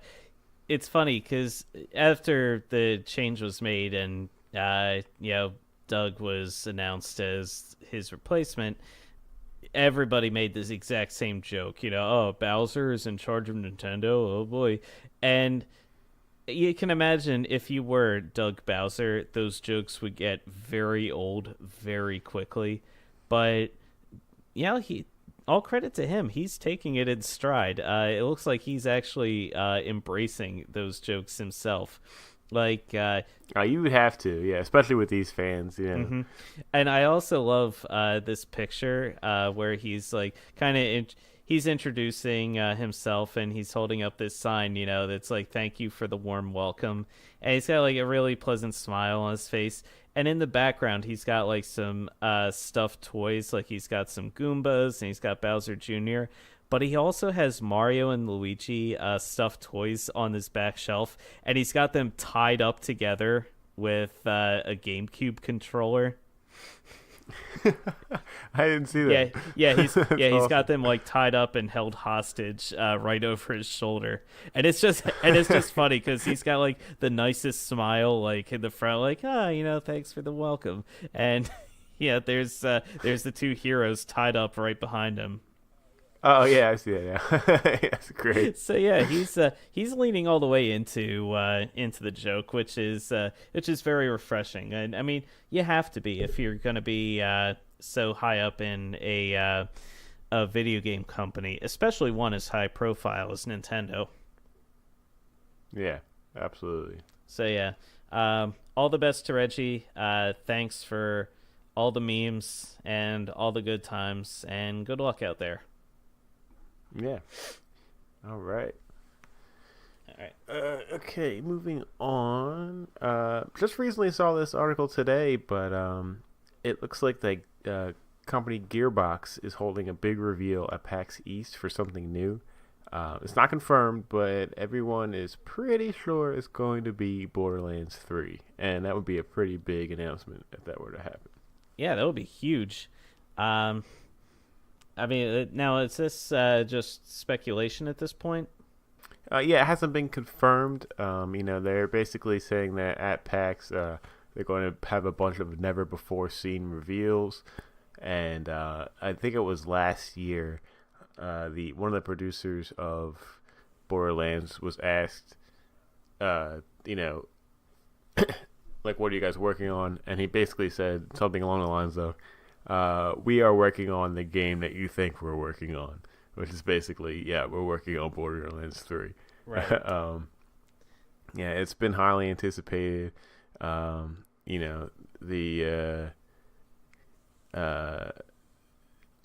Borderlands 2 came out. I mean, it was pretty much a while ago now that I'm thinking about it. Yeah, it's so we definitely do. Yeah, it's certainly time for a new Borderlands game because they've had let me see. Yeah, Borderlands 2, I just looked it up, came out in 2012. That was 7 years ago, Justin. Yeah. That is a longer time than I thought. Yeah, but yeah, man. Oh, wow, that's man, I'm getting old. But yeah. Yeah. Yeah, so we have, let's see, Borderlands 3 potentially being announced at this PAX East, which that's really exciting because, I mean, it's a really popular franchise. I know Butch, he's put, I think, like a couple 100,000 hours into the Borderlands franchise. So... Yeah. Yeah. Something like that. Yeah, something along those lines. Yeah, Borderlands is to Butch what Witcher 3 is to Zool. Butch puts in like 1,000 hours each day into Borderlands. Yeah. But yeah, I guess we'll have to wait and see. Gearbox's panel is scheduled for March 28th. PAX runs in Boston from March 28th to the 31st. And we'll definitely see some big reveals, not just from Gearbox, but from some other developers as well. And we'll be looking forward to that at the end of the month. Yeah. Friend of the show, Louie, is going to be at PAX East, so you can rest assured that we are going to tie him to a chair and grill him for all the information that he's got, that he gleaned from the show. So don't you worry, faithful listeners. We'll get all the juicy details out of him. All right, sounds good. All right, so switching gears a little bit and switching tone a little bit. This next story is a little confusing, and it's not as fun. So THQ Nordic, the game publisher who's they've published a lot of franchises like Darksiders 3 that just recently came out. The other day, they decided to hold an AMA, an Ask Me Anything event, which you ordinarily see on sites like Reddit, where people hop on and then people reply with questions about anything. And whoever that person is, usually a famous person that will reply, you know what an AMA is. THQ Nordic did not hold their AMA on Reddit, but they held their AMA on 8chan.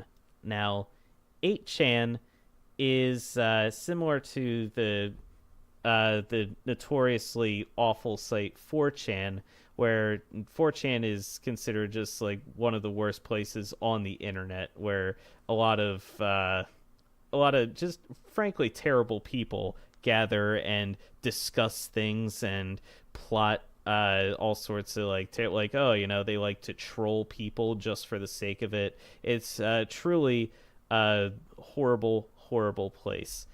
8chan is considered horrible by 4chan standards. 8chan, and yeah, this is certainly no joke, not funny.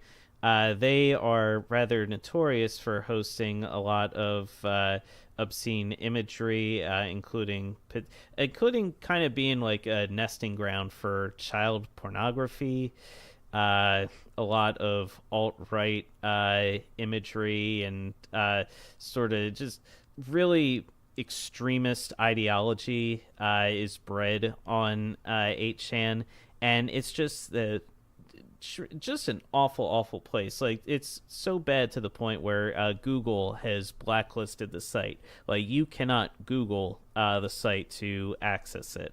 You'd have to like specifically find other means of accessing the site if you want to get to it, which makes it particularly curious why THQ Nordic, a major video game publisher, would hold an AMA on this site in the first place. It really begs the one and only question, what were they thinking? Yeah, I mean, that's definitely what I'm thinking. The story is so weird, it's even hard to kind of like understand. I mean, the only thing I could think of was, you know, maybe 8chan reached out to them about the AMA, and maybe whoever agreed to it didn't do any research and didn't know really what 8chan was, and signed up to agree for it that way. That's the only thing I can think of. Because honestly, I never heard of 8chan until this story, so I wasn't aware of it. But still, I don't know. How can you sign up for something without doing a little bit of research? You have to do some due diligence here, and it just be like, hey, you know, this probably wouldn't be a good place for us to host an AMA. Literally any other site would have been a better choice than this. And what was crazy too is the response afterwards, when naturally people were extremely upset with them for doing this, and their response was just, hey, we saw an opportunity to hold an event like this and we just took it. And it's like, no, don't do that. Like, what's wrong with you? Just like somebody at THQ Nordic very, very clearly either dropped the ball here or they didn't care about a lot of the content that was hosted on 8chan, which is just really despicable, like truly genuinely despicable. So I, I have to laugh because it's just absurd. Like there's no good reason that any of this had to have happened. None. It's like they stirred up shit just for the sake of stirring up shit. And I don't get it. I just don't get it.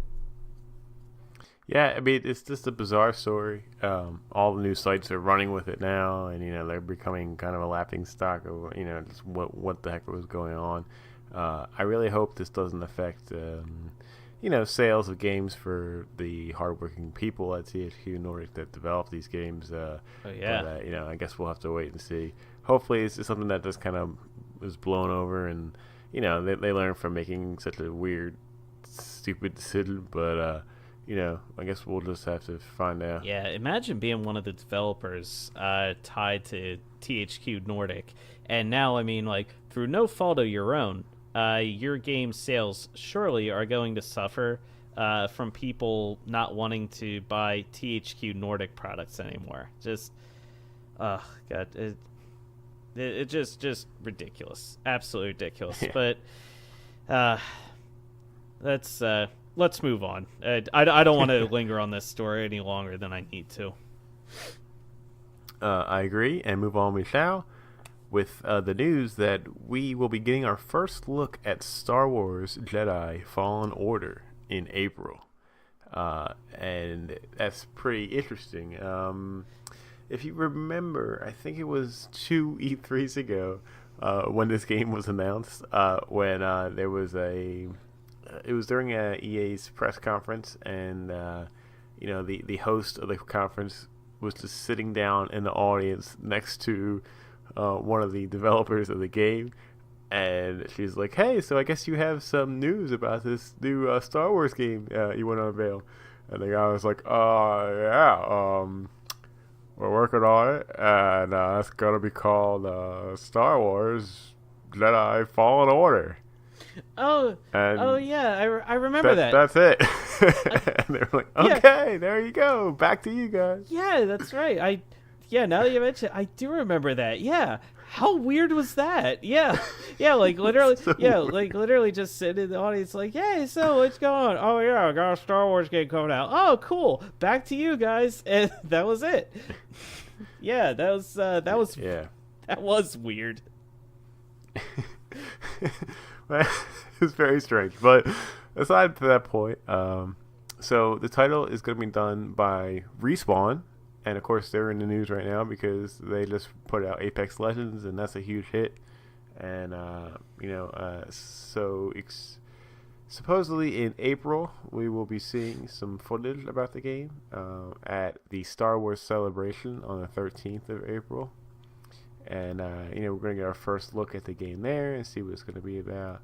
We're hoping a trailer, maybe a little bit of gameplay footage, but we'll see. And honestly, I have high hopes for this game. I feel like there really hasn't been a good like action adventure Star Wars game in a long time, and this has the opportunity to be that. I'm just curious about exactly how this is going to look. The path that they're going to take for this. I hope it's not like too much. I hope too much of the creativity wasn't stripped from it. By the claws of like Disney. With the franchise, and I hope they were able to really kind of do their own thing. But I guess we're just going to have to wait and see when it's shown in April. Yeah, we will certainly see. It has been way too long since we had like a truly good, like genuinely fantastic Star Wars game come out, or even like really any Star Wars game. I know a lot of people have criticized EA for their handling of the Star Wars license. I know Battlefront kind of is like had a mixed reception when it first came out, but this is I think this is a single player game from what I'm seeing. And I mean, based on what I've played, I mean, like the Titanfall franchise is very well acclaimed. Apex Legends, that is a fun game. It's very well put together. So I have a lot of confidence in Respawn to put together a really truly excellent game, and it's just one more reason to be excited for not E3, never mind. Forget E3. It's a reason to be excited for the Star Wars celebration on April 13th. So yeah, mark your calendars and look forward to that. Yep, absolutely. All right, so time to wrap this mother up by talking about our favorite game that I always say, I gotta get back into it, but I never do, and that's Overwatch. And Overwatch, especially with their reveal of a new character, Baptiste. Yeah, this is their 30th character. Can you believe that? 30 characters. My God. A lot of options, and there's a lot of options, a lot of variety with their characters. So you've got a lot of the DPS characters, the tanks, the healers, and each one of those. I mean, they're very unique and diverse in their own special way. They've got a lot of unique skill sets.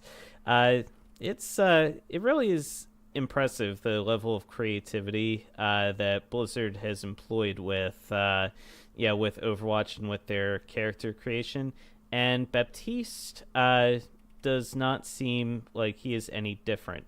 Baptiste is he's a medic from Haiti, and it looks like his role is more of a support role where he will either heal you or he will hurt you.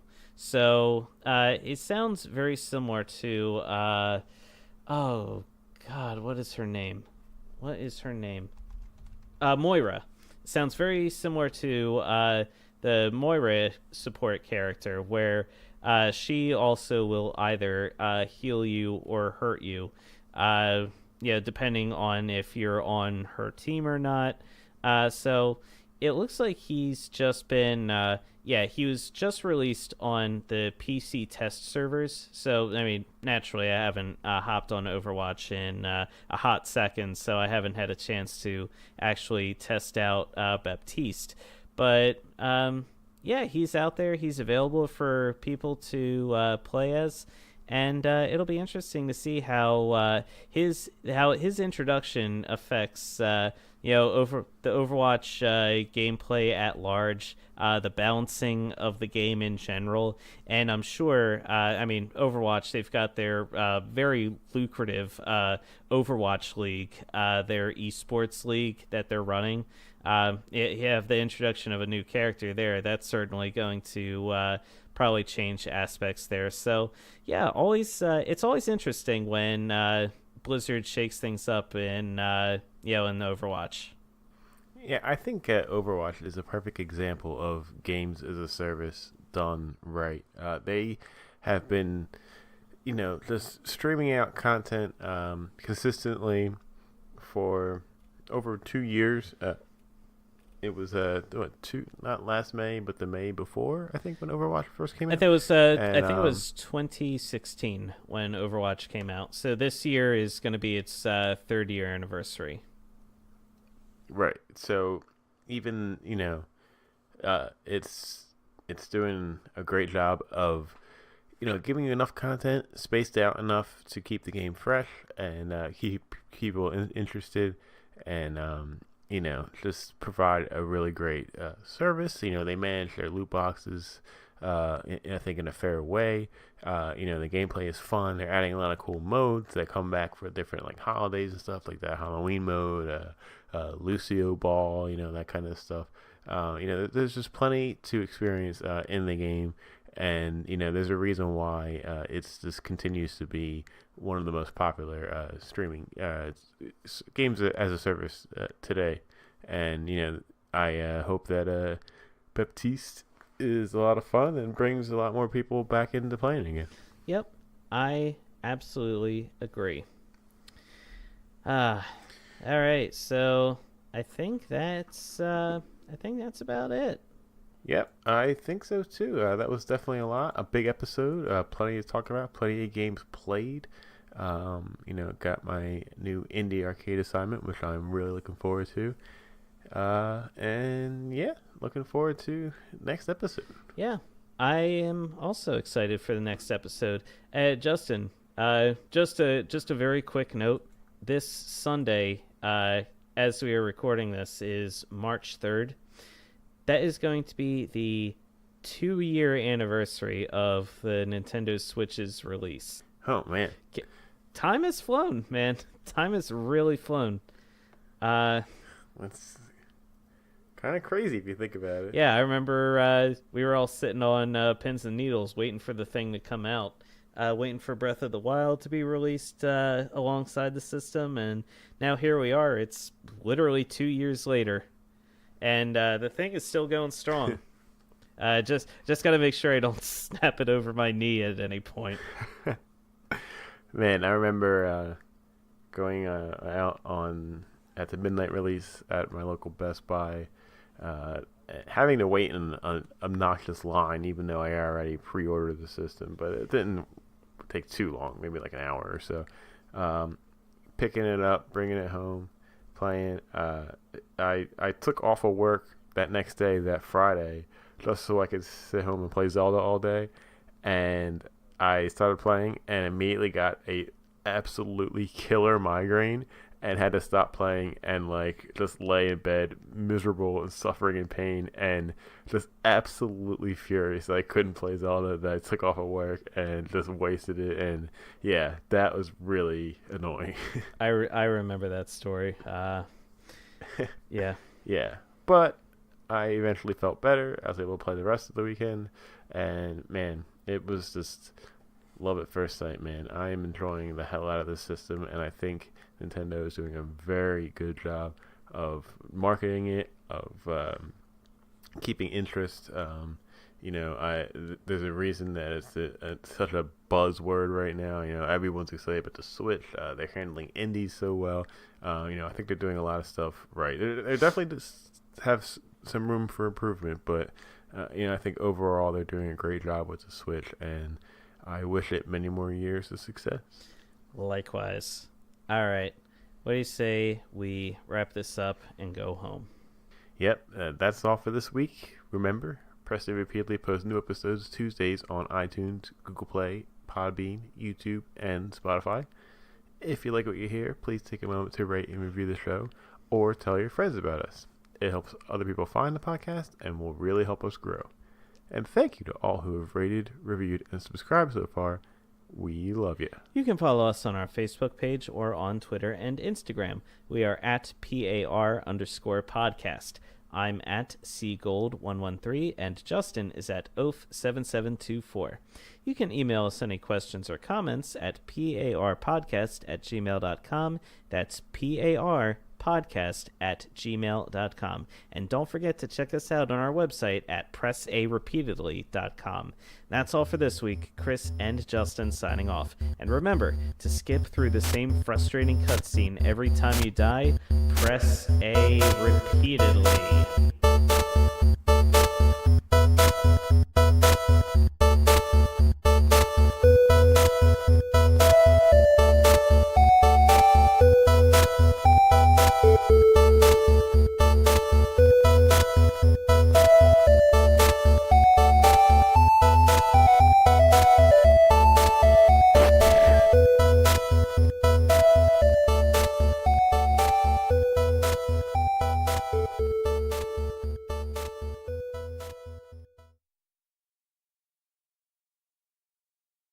Awesome. Yeah. Yeah. You like that? Righteous. Yeah. Yes. Oh, Awesome. take that. Oh, yeah.